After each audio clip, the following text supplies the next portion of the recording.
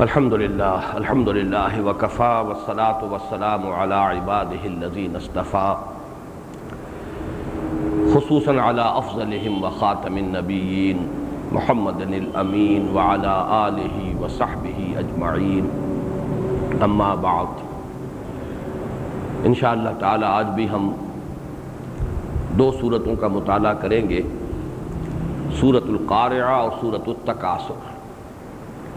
تو آئیے کہ پہلے ہم ان کی تلاوت کر لیں۔ اعوذ باللہ من الشیطان الرجیم، بسم اللہ الرحمن الرحیم۔ القارعہ ما القارعہ وما ادراک ما القارعہ یوم یکون الناس کالفراش المبثوث وتکون الجبال کالعہن المنفوش فأما من ثقلت موازینہ فہو فی عیشۃ راضیہ وأما من خفت موازینہ فأمہ ہاویہ وما أدراک ما ہی نار حامیہ۔ بسم اللہ الرحمن الرحیم۔ الہاکم التکاثر حتی زرتم المقابر کلا سوف تعلمون ثم کلا سوف تعلمون کلا لو تعلمون علم الیقین لترون الجحیم ثم لترونها عین الیقین ثم لتسألن یومئذ عن النعیم۔ صدق اللہ العظیم۔ اللہم ربنا حاسبنا حسابا یسیرا رب اشرح لی صدری ویسر لی امری واحلل عقدۃ من لسانی یفقہوا قولی۔ اللہم ربنا الہمنا رشدنا واعذنا من شرور انفسنا۔ اللہم ارنا الحق حقا وارزقنا اتباعہ وارنا الباطل باطلا وارزقنا اجتنابہ۔ اللہم ارحمنا بالقرآن العظیم واجعلہ لنا اماما ونورا وہدا ورحمہ۔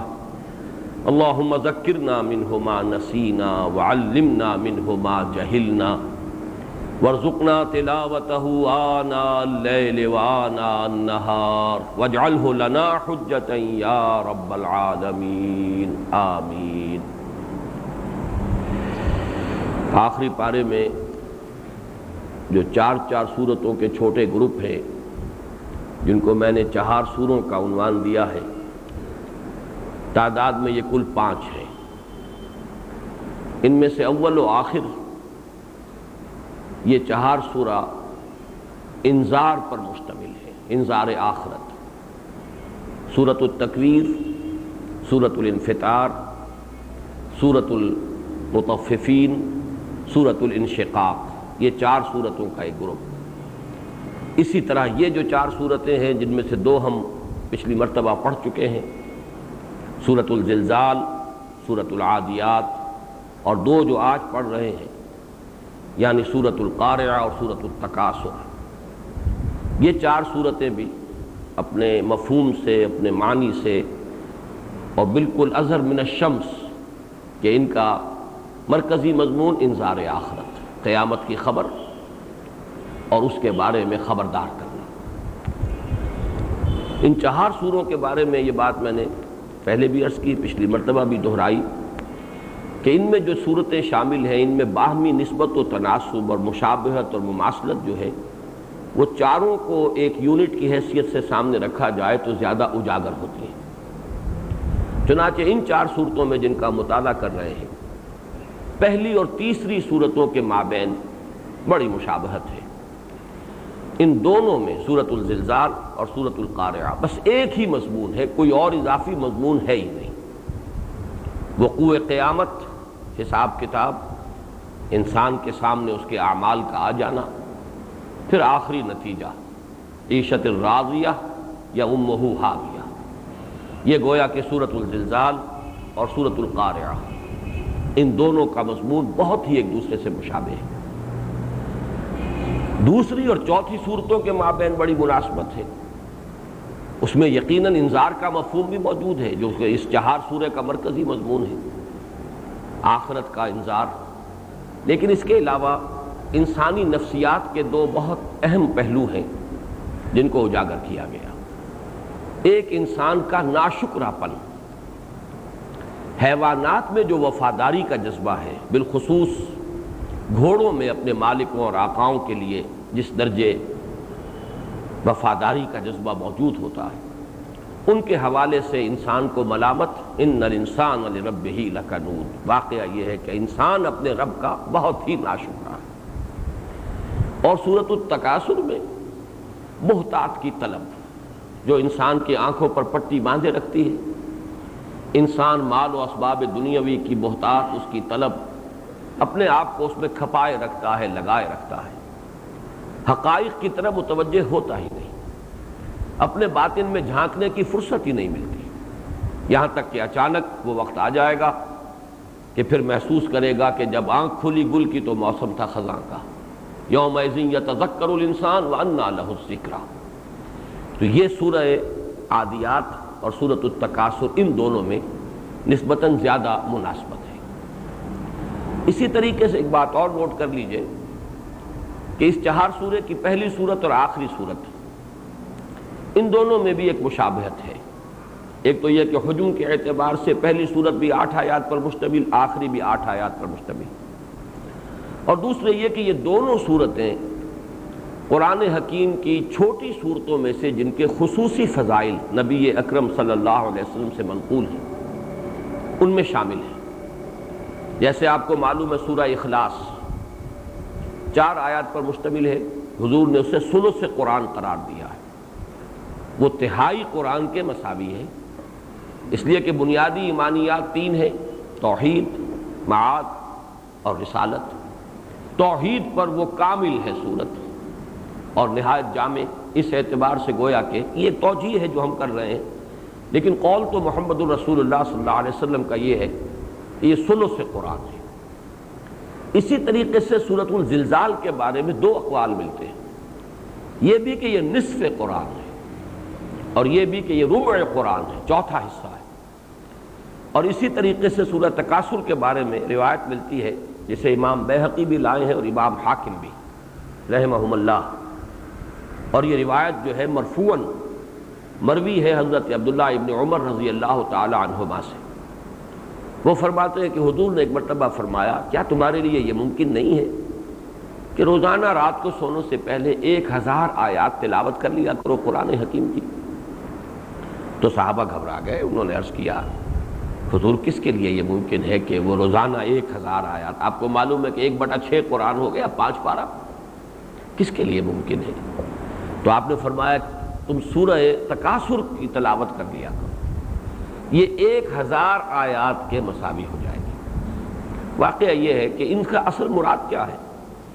ان صورتوں کا اگر مراقبہ انسان کرے، ان صورتوں میں جو مرکزی مضمون آیا ہے یہ گویا کہ اس کے لوح قلب پر اگر نقش ہو جائے تو انسان کی ہدایت اور رہنمائی، جیسے سورۃ العصر جو اب اس کے بعد آ رہی ہے، امام شافعی کا قول ہے رحمۃ اللہ علیہ کہ لو تدبر الناس هذه السورة لوسعتهم، اور لو لم ينزل من القرآن سواها لكفت الناس، اگر لوگ صرف سورۃ العصر پر تدبر کریں، تدبر کا حق ادا کریں، تو یہ ان کی ہدایت کے لیے کافی ہو جائے گی، اور اگر قرآن میں سے سوائے سورۃ العصر کے کچھ نازل نہ ہوتا تو بھی یہ ان کی ہدایت کے لیے کفایت کر جاتی۔ تو جیسی شان اس کی ہے اسی طرح کی شانیں جو ہے سورۃ الزلزال کی، کہ واقعہ اگر جو اس کے اندر مضامین آئے ہیں انسان کے دل پر اگر نقش ہو جائیں، وہ انہیں تازہ کرتا رہے۔ نقش کو بھی تازہ کرنے کی ضرورت پڑتی ہے۔ مجھے بہت پسند ہے وہ شعر، پھر یاد آ گیا حفیظ جالندری کا، کہ سرکشی نے کر دیے دھندلے نقوش بندگی، آؤ سجدے میں گرے لوح جبی تازہ کرے۔ یہ جو ہماری پیشانیوں پر نقش بندگی ہونا چاہیے، اللہ تعالیٰ کی عبادت اور اللہ کے بندے ہونے کا ایک نشان، تو سجدے میں گر کر گویا کہ ہم اپنی اس بندگی کے نشان کو پھر اجاگر کرتے ہیں، پھر تازہ کرتے ہیں۔ تو یہ جو نقش ہے اگر اس کو تازہ کیا جاتا رہے، رات کو انسان سونے سے پہلے انہیں پڑھ لے، تو اس سے یہ کہ پھر حقائق منکشف ہو جائیں گے، جیسے کہ الہاکم التکاثر حتی زرتم المقابر، یہ ایک ذاتی محاسبہ، احتساب نفس، اس کے لیے بہترین جو ہے سورہ مبارکہ ہے کہ انسان جو ہے چونک جائے ایک مرتبہ کہ کہیں میں تو نہیں ہوں وہ کہ جن کا ذکر ان آیات میں ہو رہا ہے۔ ایک بات اور جو پچھلی مرتبہ رہ گئی تھی اس کو نوٹ کر لیں کہ پہلا جوڑا جو تھا 4 سورے میں، ظاہر بات ہے کہ 2 صورتیں ایک جوڑے کی ہیں، 2 صورتیں ایک جوڑے کی ہیں۔ پہلے جوڑے کے مابین، پہلے جوڑے کی 2 صورتوں کے مابین جو مناسبت ہے وہ 2 اعتبارات سے۔ سورۃ الزلزال میں فرمایا وَأَخْرَجَتِ الْأَرْضُ أَثْقَالَهَا، اور زمین نکال پھینکے گی اپنے تمام بوجھ جو کچھ اس کے اندر ہے۔ یہی مضمون اب عکسی ترتیب ہے، وہاں وہ ہے معروف اور یہاں مجہول۔ وَإِذَا الْقُبُورُ بُعْثِرَتْ، جبکہ قبریں تلپٹ کر دی جائیں گی اور ان میں سے نکال لیا جائے گا جو کچھ کہ ان کے اندر دفن ہے۔ اسی طریقے سے وہاں فرمایا یومئذ یصدر الناس اشتاتا لیروا اعمالهم، اس دن لوگ نکلیں گے مختلف گروہوں میں یا علیحدہ علیحدہ ایک ایک کر کے تاکہ دکھلا دیے جائیں ان کے اعمال، ان کے سامنے آ جائیں۔ ومن یعمل مثقال ذرۃ خیرا یرہ ومن یعمل مثقال ذرۃ شرا یرہ۔ اب اس میں اعمال کا ظاہر مراد ہے، نیکی جو ظاہر کے اعتبار سے نیکی تھی میں تو اسے نیکی ہی سمجھ رہا ہوں، وہ بھی میرے سامنے آ جائے گی، اور کوئی برائی جو ظاہر کے اعتبار سے برائی تھی اور اسے میں بھی چاہے مجھ سے اس کا ارتکاب ہو گیا ہو لیکن میں بھی اسے برائی سمجھ رہا ہوں، وہ بھی میرے سامنے آ جائے گی۔ لیکن اسی کا ایک اور انٹرنل ڈائمنشن ہے، اس کی ایسوٹیرک ایلیمنٹ ہے کہ ایک ہے اعمال کا ظاہر، ایک ہے اس کی نیت ہے، انما الاعمال بالنیات۔ تو سورۃ العادیات میں اس کا ذکر ہے وَحُصِّلَ مَا فِي الصُّدُورِ، صرف اعمال کے ظاہر کے اعتبار سے فیصلے نہیں ہوں گے، حاصل کر لیا جائے گا، نکال لیا جائے گا جو کچھ کے سینوں میں دفن ہے، جو نیتیں تھیں، جو ارادے تھے، جو انٹینشنز تھے، ان کے حساب سے در حقیقت اعمال کا فیصلہ ہوگا۔ گویا کہ ہو سکتا ہے کہ تمام نیک اعمال 0 سے ضرب کھا کر 0 ہو جائیں، جیسے کہ قرآن حکیم میں 3 مقامات پر جو ہے بہت ہی حسرتناک نقشہ کھینچا گیا ہے۔ کچھ لوگ ہوں گے قیامت کے دن جو اپنی نیکیوں پر بڑا تکیہ کیے ہوئے ہوں گے، ہم نے بڑے نیک کام کیے، بڑے فاؤنڈیشنز ہم نے چلائے، بڑے ادارے قائم کیے یتیموں کے لیے، بیواؤں کے لیے، اور بڑے خدمت خلق کے کام کیے، نمازیں پڑھی، روزے رکھے، تو بڑے وہ پر امید ہوں گے، اور قیامت کے دن جب ان کے اعمال ان کے سامنے آئیں گے تو لپکیں گے کہ یہ ہماری نیکیاں ہیں۔ لیکن چونکہ وہ ریاکارانہ نیکیاں ہوں گی، ان کے پشت پر حقیقی ایمان، صرف اللہ کی رضا جوئی، صرف اخروی ثواب ان کا مقصود نہیں تھا بلکہ دنیاوی شہرت، ریاکاری، ریا اور سمعہ، یہ وہ چیزیں ہیں کہ اگر یہ تھی نیت تو 0 سے ضرب کھا کر وہ تمام اعمال 0 ہو جائیں گے، اور جو حسرت اس وقت طاری ہوگی لوگوں پر اس کا نقشہ کھینچا گیا ہے سورہ ابراہیم میں۔ مثل الذین کفروا بربہم اعمالہم کرماد اشتدت بہ الریح فی یوم عاصف لا یقدرون مما کسبوا علی شیء۔ وہ لوگ کہ جو ایمان حقیقی سے محروم رہے تو ان کے جو اعمال ہوں گے ان کا حال یہ ہوگا جیسے راکھ کا ڈھیر ہوتا ہے کہ ایک تیز جھکڑ آتا ہے، ہوا چلتی ہے، اس ریت کو، اس راکھ کو اس نے اڑا دیا، ختم ہو گیا، اس کا وجود نہیں رہا۔ اب وہ تو سمجھتے تھے بڑی نیکیاں کر کے ہم لائے، بڑے ہمارے اونچے اعمال ہیں، لیکن وہاں کچھ نہیں ہوگا، بس پہلے تو ڈھیر نظر آئے گا لیکن یہ کہ ایک ہوا کا جھونکا آئے گا اور وہ راکھ جو ہے اڑ جائے گی۔ اب انہیں کوئی بھی اختیار حاصل نہ ہوگا اپنے ان اعمال پر، یعنی ان میں سے کسی کا کوئی اجر و ثواب انہیں نہیں ملے گا۔ پھر سورۃ النور میں فرمایا والذین کفروا اعمالہم کسراب بقیعۃ یحسبہ الظمآن ماء حتی اذا جاءہ لم یجدہ شیئا ووجد اللہ عندہ فوفاہ حسابہ واللہ سریع الحساب۔ یہ لوگ جو حقیقی ایمان سے محروم تھے، ریاکارانہ نیکیاں کرتے رہے، دنیا میں یا تو قانوناً بھی کافر تھے یا ویسے کہنے کو مسلمان تھے، لیکن ایمان حقیقی سے، دل والے ایمان سے، قلبی تصدیق والے ایمان سے محروم۔ جب وہ قلبی تصدیق والا ایمان نہیں ہے تو پھر اعمال جو ہے، نیکیاں جو ہیں وہ ریاکاری کے تحت ہی ہوں گی۔ ان کے اعمال سراب کے مانند ہوں گے جن کو پیاسا سمجھتا ہے پانی. ایک صحرا ہے، لق و دق چٹیل میدان ہے، اور پیاس سے ایک شخص برا جا رہا ہے، اسے دور پانی نظر آتا ہے، اسی کو آپ سراب کہتے ہیں، مراج.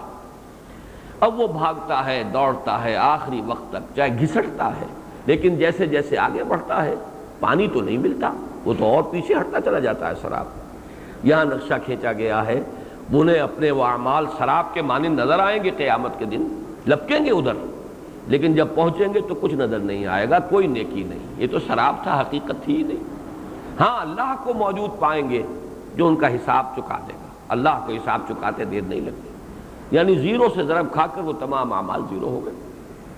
یہی بات پھر سورۃ الفرقان میں آئی ہے، وَقَدِمْنَا إِلَىٰ مَا عَمِلُوا مِنْ عَمَلٍ فَجَعَلْنَاهُ هَبَاءً مَّنثُورًا.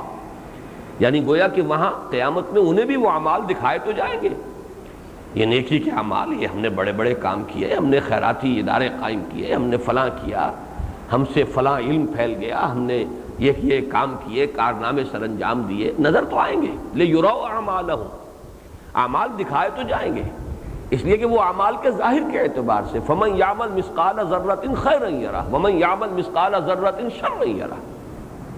لیکن یہ کہ حقیقت کے اعتبار سے چونکہ وہ ریاکارانہ نیکیاں تھی، وہ زیرو سے ضرب کھا جائیں گے. تو یہاں پر نقشہ کھینچا گیا جیسے کہ ایک ڈھیر ہو ریت کا. سورہ ابراہیم میں تو آیا تھا کہ ہوا کا ایک جھونکا آئے گا اڑا دے گا، اور یہاں ایک عجیب تصویر لفظی ہے. ہم آگے بڑھیں گے ان کے اعمال کی طرف، اور گویا کہ جیسے ٹھوکر مار دی جاتی ہے. یہ لفظ ٹھوکر یہاں موجود نہیں ہے، لیکن یہ کہ تصویر لفظی چونکہ میں نے کہا ہے، الفاظ میں ایک منظر کھینچ دینا، منظر کشی لفظوں کے اندر. وَقَدِمْنَا إِلَىٰ مَا عَمِلُوا مِنْ عَمَلٍ، ہم بڑھیں گے، متوجہ ہوں گے، آگے بڑھیں گے ان کے وہ بڑے بڑے اعمال جو انہوں نے کیے تھے، جن پر بڑا غرہ تھا، بڑا تکیہ تھا. فَجَعَلْنَاهُ هَبَاءً مَّنثُورًا، ایک ٹھوکر لگائیں گے اور اس غبار کو اڑا دیں گے، فضا میں تحلیل ہو جائے گا غبار، یعنی زیرو سے ضرب دیں گے، جسے میں بارہا کہہ رہا ہوں. تو یہ جو ان دو صورتوں کے مابین بڑا گہرا ربط ہے. اعمال کا ظاہر، یومئذ یصدر الناس اشتاتا لیروا اعمالهم فمن یعمل مثقال ذرۃ خیرا یرہ ومن یعمل مثقال ذرۃ شرا یرہ. لیکن یہ کہ سورۃ العادیات میں واضح کیا گیا ظاہر کے اعتبار سے all that glitters is not gold. وہ جو نیکیاں نظر آ رہی ہوں گی وہ سب نیکیاں نہیں ہوں گی. وحصل ما فی الصدور، اور نکال لیا جائے گا، حاصل کر لیا جائے گا جو کچھ کے سینوں میں مضمر تھا، جو نیتیں تھیں، جو ارادے تھے، جو اصل عزائم تھے، جو حقیقی مقاصد تھے، جو اصل موٹیوز تھے جن کے تحت کہ وہ عمل کیے گئے. اور وہ اگر ریاکاری پر تھا معاملہ سارا تو زیرو سے ضرب کھا کر وہ اعمال معدوم ہو جائے. ایک چیز اور بھی نوٹ کر لیجئے، پہلی تین صورتوں میں، ان میں سے اب سورۃ القاریہ تو ابھی ہم پڑھیں گے، یہ مضمون ایک اور اعتبار سے ایک تدریجاً ارتقا کرتے ہوئے انتہا کو پہنچا ہے. چوتھی صورت کا معاملہ اس سے نسبتاً علیحدہ ہے، لیکن یہ کہ یہ تین صورتوں میں، جیسے سورۃ الزلزال میں ابھی میں نے عرض کیا، اعمال کا ظاہر سامنے آ گیا، یہ تمہاری نیکیاں، یہ تمہاری برائیاں. دوسری صورت میں اب اس کو ضرب دی گئی نیتوں سے، حصل ما فی الصدور. اس کا جو نتیجہ نکلے گا وہ تیسری صورت میں، اور وہ ہے وزن اعمال. وہ نیکیوں کا وہی اعمال وزن کیے جائیں گے کہ جن کے اندر حقیقتاً کوئی نیکی ہوگی، ان کا عمل وزن ہوگا. اور اس کے نتیجے میں اما من خفت موازینہ فامہ ہاویہ واما من ثقلت موازینہ فہو فی عیشۃ راضیہ. یہ گویا کہ آخری نتیجہ، اور نتیجے کا پھر وہ جو ظہور ہونا ہے کہ یا تو عیشۃ الراضیہ ہے، ہمیشہ ہمیشہ کے لیے بہت ہی اچھی زندگی، جنت کی زندگی، اور یا امہ ہاویہ ہے، ان کا ٹھکانہ جو ہے وہ جہنم کی کھائی اور گھٹ بننے والا ہے. یہ انتہا کو پہنچا معاملہ سورۃ القاریہ میں، یہ ایک ترتیب ہے. باقی جہاں تک سورۃ القاریہ اور سورۃ التکاثر کے مابین ربط ہے وہ بہت واضح ہے، وہ آج نمایاں ہو جائے گا کہ سورۃ القاریہ ختم ہوتی ہے فَأُمُّهُ حَاوِيَةٌ وَمَا أَدْرَاكَ مَا هِيَ نَارٌ حَامِيَةٌ. اور سورۃ التکاثر کا اکثر و بیشتر حصہ اسی پر ہے، لَتَرَوُنَّ الْجَحِيمَ. ابھی تو یہ حاویہ کی خبر ہم تمہیں دے رہے ہیں، ابھی تو تمہیں اس کو ایمان بالغیب کے درجے میں ماننا ہے یا علم الیقین کے درجے میں ماننا ہے. اگر مان لو گے تو عافیت ہوگی، نہیں مانو گے لترون الجحیم ثم لترونها عین الیقین، بالآخر تو وقت آ کر ہی رہے گا کہ اسے اپنی آنکھوں سے دیکھنا، چشم سر سے دیکھے گا، وہ حقیقت بن کر تمہارے سامنے آ جائے گی۔ جیسے کہ سورۃ الفجر میں فرمایا یومئذ یتذکر الانسان وانیٰ لہ الذکریٰ، اب اس روز آنکھ کھلے گی، انسان چیتے گا، حقیقت منکشف ہو جائے گی، لیکن اس روز کا چیتنا، اس روز کا حقیقت پر متنبہ ہونا یہ فائدہ دار ہے، اس کا کوئی فائدہ نہیں ہوگا۔ انیٰ لہ الذکریٰ، اب اس سبق حاصل کرنے کا حاصل کیا ہے؟ تو یہ ربط جو ہے سورۃ القاریہ اور سورۃ التکاثر کا یہ بہت نمایاں ہے۔ اب آئیے ہم سورۃ القاریہ کا مطالعہ شروع کر رہے ہیں۔ القاریہ، وہ کھڑ کھڑانے والی یا وہ ٹھونکنے والی۔ قرع کا لفظ آتا ہے عربی زبان میں کسی شے پر دوسری شے کو زور سے مارنا۔ جب آپ کوئی کیل ٹھونکتے ہیں، اگر دیوار بھی ذرا مضبوط ہے، اس میں آپ کو کوئی کیل ٹھونکنی ہے تو بار بار ضرب لگاتے ہیں اور اس سے ایک آواز بھی نکلتی ہے۔ تو کسی شے کو کسی دوسری شے پر ضرب شدید کی صورت میں مارنا، اس سے آواز نکلتی ہے، تو یہ کھڑ کھڑانا۔ اسی طریقے سے دروازے پر دستک، یہ بھی قرع، اس لیے کہ رات کو فرض کیجئے بہت غفلت کا وقت ہے اور دروازہ پیٹ رہا ہے کوئی شخص، تو یہ بھی قرع، اس لیے کہ ہاتھ سے دروازے کے اوپر ضرب لگائی جا رہی ہے۔ القاریہ، یہ لفظ جو ہے قرآن مجید میں اس مادے سے کل 5 مرتبہ لفظ آیا ہے یہ، جس میں سے 3 مرتبہ تو اسی جگہ آ گیا، القاریہ ملقاریہ وما ادراک ملقاریہ۔ یہ نوٹ کر لیجئے، جیسے پچھلی 2 صورتوں کے بارے میں میں نے عرض کیا تھا کہ سورۃ الزلزال 3 صورتیں جو ہیں وہ پہلے 4 سورے کی اسی انداز میں شروع ہوئی تھی، اذا الشمس کورت وَإِذَا النُّجُومُ انْكَدَرَتْ، دوسری صورت اذا السماء انفطرت، تیسری صورت اذا السماء انشقت، یہ اس سلسلے کی گویا کہ چوتھی صورت ہے اذا زلزلت الارض زلزالہا۔ اسی طرح میں نے عرض کیا تھا والعادیات ضبحا فالموریات قدحا، اس اسلوب سے شروع ہونے والی قرآن کی 5 صورتیں ہیں، ان میں سے 4 آ چکی، یہ آخری اور 5ویں صورت ہے۔ والصافات صفا والزاریات ذروا والمرسلات عرفا والنازعات غرقا والعادیات ضبحا۔ اسی طرح یہ نوٹ کر لیجئے کہ سورۃ القاریہ بھی 2 صورتیں ہیں جو بالکل بعین ہی ایک ہی انداز میں شروع ہوئی۔ ایک 29ویں پارے میں الحاقہ ملحاقہ وما ادراک ملحاقہ، القاریہ ملقاریہ وما ادراک ملقاریہ۔ اور ان دونوں صورتوں میں ایک اور بھی نسبت ہے، اس لیے کہ 4تھی مرتبہ یہ لفظ جو آیا ہے القاریہ، یہ اسی صورت میں آیا، الحاقہ ملحاقہ وما ادراک ملحاقہ کذبت ثمود وعاد بالقاریہ۔ تو گویا کہ یہ لفظ قاریہ جو ہے 3 مرتبہ تو اس صورت میں آ رہا ہے، 4تھی مرتبہ وہاں آیا ہے۔ ایک مرتبہ یہ قاریہ قاریعۃ نکرہ کی صورت میں آیا ہے، یہ سورۃ الرعد میں، ولا يزال الذين كفروا تصيبهم بما صنعوا قارعة او تحل قريبا من دارهم حتى ياتي وعد اللہ۔ وہاں یہ ایک نکرہ کی صورت میں آیا ہے، کوئی تکلیف، جس کو کہ سورہ سجدہ میں کہا گیا ہے وَلَنُذِيقَنَّهُم مِّنَ الْعَذَابِ الْأَدْنَىٰ دُونَ الْعَذَابِ الْأَكْبَرِ، بڑے عذاب کا وقت آنے سے پہلے پہلے ان پر چھوٹے چھوٹے عذاب آتے رہیں گے۔ ان چھوٹے عذابوں کو بھی قاریعۃ سے تعبیر کیا گیا، اس لیے کہ جو تکلیف بھی آتی ہے، تکلیف سماوی ہو، کوئی عرضی ہو، کوئی حادثہ ہو، کوئی اسی طریقے سے مصیبت عرضی و سماوی ہو، تو وہ بھی کھڑکھڑا دیتی ہے، ایک مرتبہ چونکا دیتی ہے، جگا دیتی ہے۔ تو نکرہ کی صورت میں بھی یہ لفظ آیا ہے سورہ رعد میں۔ باقی یہ کہ یہاں پر نحوی اعتبار سے 2 رائے ہیں، ایک تو یہ کہ القاریہ مبتدا ہے اور خبر محذوف ہے آتیتن، وہ کھڑکھڑانے والی آ کر رہے گی، اس کے بارے میں کوئی شک و شبہ نہیں۔ اور ایک یہ کہ اصل میں یہ جملہ خبریہ ہے لیکن فعلیہ، اس سے پہلے فعل محذوف ہے، لَتَأْتِيَنَّ الْقَارِعَةُ، یقیناً وہ قارعہ آ کر رہے گی۔ بہرحال یہ اسلوب ہے قرآن مجید کا کہ محذوف جو ہے اس کے اندر بلکہ ایک طرح کی اور فصاحت پیدا ہوتی ہے کہ انسان جو ہے ساری توجہ اسی لفظ پر مرکوز کر دے، اس سے پہلے اس کے بعد کیا ہے، بجائے اس کے کہ توجہ جو ہے منتشر ہو، القاریہ، وہ کھڑکھڑانے والی، وہ ٹھونکنے والی، مل قاریہ، کیا ہے وہ کھڑکھڑانے والی، کیا ہے وہ ٹھونکنے والی؟ وما ادراک ما القارعہ، اور تمہیں کیا معلوم، تمہیں کیا اندازہ، تمہیں کیسے اندازہ ہو کہ وہ قارعہ کیا ہے، وہ ٹھونکنے والی کیا ہے؟ یعنی ابھی تم اس کا تصور نہیں کر سکتے، ابھی تو تمہیں بات بتائی جا رہی ہے، ایک لفظ ہے جو تمہیں سنایا جا رہا ہے، وہ تو جب وہ مصیبت سامنے آئے گی، جب وہ گھڑی ہوگی، جب وقت آئے گا تو معلوم ہوگا، اس کی اصل حقیقت اس وقت منکشف ہوگی۔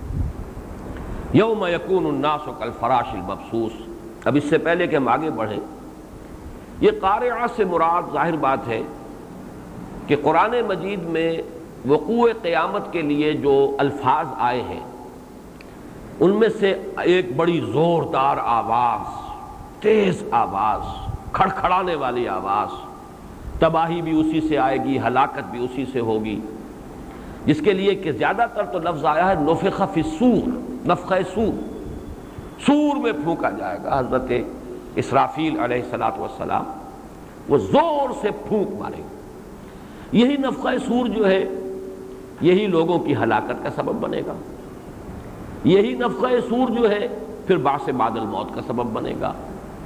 تو دو نفخے تو قرآن مجید میں سورہ زمر کی ایک آیت سے ایک مقام جو ہے اس کے آخری حصے میں اس میں بالکل واضح ہے، وَنُفِخَ فِي الصُّورِ فَصَعِقَ مَن فِي السَّمَاوَاتِ وَمَن فِي الْأَرْضِ إِلَّا مَن شَاءَ اللَّهُ ثُمَّ نُفِخَ فِيهِ أُخْرَىٰ فَإِذَا هُمْ قِيَامٌ يَنظُرُونَ۔ پھر اس میں ایک مرتبہ پھر پھونک ماری جائے گی تو وہ کھڑے ہوں گے اچانک دیکھتے ہوئے۔ تو گویا کہ یہ دو نفخے جو ہیں یہ تو نص قرآنی سے ثابت ہے، ان کے مابین وقفہ ہوگا۔ ایک سے وہ قیامت اس معنی میں الساعہ، نفخہ ساعہ ہے وہ، جس سے کہ ایک ہلاکت طاری ہو جائے گی تمام ذی حیات جتنی بھی ہستیاں ہیں، اور پھر کتنا وقفہ ہوگا یہ ہم نہیں جانتے، ہو سکتا ہے سینکڑوں سال ہو، ہزاروں سال ہو، واللہ عالم۔ اس کے بعد آئے گا پھر وہ نفخہ ثانیہ، اور اس کے بعد جو ہے وہ نفخہ بعث ہے، لوگوں کو وہ ان کی قبروں سے نکل آئیں گے، اٹھا لیا جائے گا۔ لیکن جیسا کہ میں نے پہلے بھی عرض کیا تھا، قرآن مجید میں ایک اور نفخہ بھی ثابت ہے، اور وہ نفخہ جو ہے نفخہ فزع، وَيَوْمَ يُنفَخُ فِي الصُّورِ فَفَزِعَ مَن فِي السَّمَاوَاتِ وَمَن فِي الْأَرْضِ، سورۃ النمل آیت 87۔ جب سور میں پھونکا جائے گا تو گھبراہٹ طاری ہو جائے گی سب پر، جو بھی آسمانوں میں ہوں گے اور جو بھی زمین میں ہوں گے۔ لہذا علماء نے اب ان نفخہ صور کو 3 مراتب میں تقسیم کیا۔ نفخہ فزع، پہلی مرتبہ جب سور میں پھونک ماری جائے گی تو گھبراہٹ طاری ہو جائے گی، ہول طاری ہو جائے گا، ایک ہلچل ہو جائے گی، زلزلہ آئے گا۔ یہ ہے جس کو کہ زلزلۃ الساعہ کہا گیا ہے سورہ حج کے شروع میں، جو میں نے پچھلے درس میں بھی جس کا حوالہ دیا تھا۔ یا ایھا الناس اتقوا ربکم ان زلزلۃ الساعۃ شیء عظیم یوم ترونها تذهل كل مرضعۃ عما ارضعت وتضع كل ذات حمل حملها وترى الناس سکارى وما هم بسکارى ولكن عذاب اللہ شدید۔ یہ ہے نفخہ فزع۔ پھر ایک اور نفخہ ہوگا جس پر ہلاکت آ جائے گی۔ ان دونوں میں چاہے وقفہ کم ہی ہو، لیکن یہ کہ ان کو پہلے اس نفخے کو گویا کہ 2 مراحل میں تقسیم کیا جا سکتا ہے، اور یہ قرآن مجید سے ثابت ہے، اس لیے کہ نفخہ فزع یہ یقیناً پہلے ہے جس سے گھبراہٹ طاری ہوگی، وہ زلزلۃ الساعہ آئے گا، ایک افراتفری ہو جائے گی، ایک ہلچل ہوگی، اور دوسرا ہے جس پہ کہ پھر ایک موت طاری ہو جائے گی۔ وَنُفِخَ فِي الصُّورِ فَصَعِقَ مَن فِي السَّمَاوَاتِ وَمَن فِي الْأَرْضِ۔ اسی طریقے سے میں نے آج ذرا زیادہ تفصیل سے اور ان آیات کا میں نے احاطہ کر کے اور ان تمام آیات کا احصاء کر کے کوشش کی ہے مزید غور و فکر کرنے کی، تو محسوس ایسا ہوتا ہے کہ جیسے وہ جو الساعہ ہے قیامت، اس کے اندر یہ 2 نفخے ہیں، نفخہ فزع اور نفخہ ساعہ۔ اسی طریقے سے نفخہ بعث کو بھی آپ 2 حصوں میں تقسیم کیجئے۔ ایک مرتبہ سور میں پھونکا جائے گا تو لوگ کھڑے ہو جائیں گے، اچانک قبروں سے نکل آئیں گے، لیکن ایک بھوچکے سے ہو کر رہ جائیں گے، ایک احساس ان پر طاری ہوگا یہ کیا ہوا۔ اس کا نقشہ پچھلی صورت میں آ چکا ہے، وقال الانسان ما لها، جب زمین جو ہے وہ اپنے تمام بوجھ نکال دے گی تو اب انسان حیران اور ششدر ہو کر، پریشان ہو کر اور بھوچکا سا ہوگا یہ کیا ہوا ہے، قال الانسان ما لها۔ لیکن اس کا زیادہ تفصیل سے نقشہ سورہ یاسین میں آیا ہے، قالوا یا ویلنا من بعثنا من مرقدنا هذا ما وعد الرحمن وصدق المرسلون۔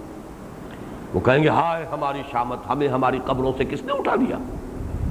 اور پھر اچانک کہیں گے ہائے معلوم ہوا یہ ہے وہ دن جس کا کہ وعدہ کیا تھا رحمان نے، آ گئی وہ شامت ہماری، اور آج حقیقت منکشف ہو گئی۔ صدق المرسلون، رسولوں نے جو کچھ کہا تھا سچ کہا تھا۔ ہم تو ڈھکوسلا ہی سمجھتے رہے، ہم سمجھتے رہے کہ ویسے ہی دھونس جما رہے ہیں، باتیں بنا رہے ہیں، صرف ہمیں ذرا دھمکانے کے لیے کچھ چیزیں گھڑ لی گئی۔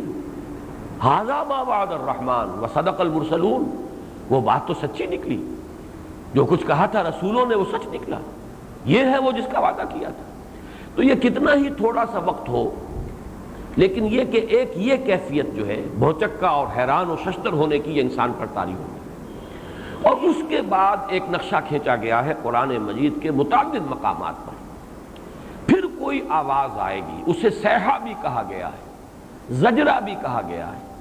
فَإِنَّمَا هِيَ زَجْرَةٌ وَاحِدَةٌ فَإِذَا هُمْ بِالسَّاهِرَةِ وَإِنْ كَانَتْ إِلَّا صَيْحَةً وَاحِدَةً، فرمایا گیا کہ وہ صرف ایک صیحت ہوگی، فَإِذَا هُمْ جَمِيعًا لَدَيْنَا مُحْضَرُونَ۔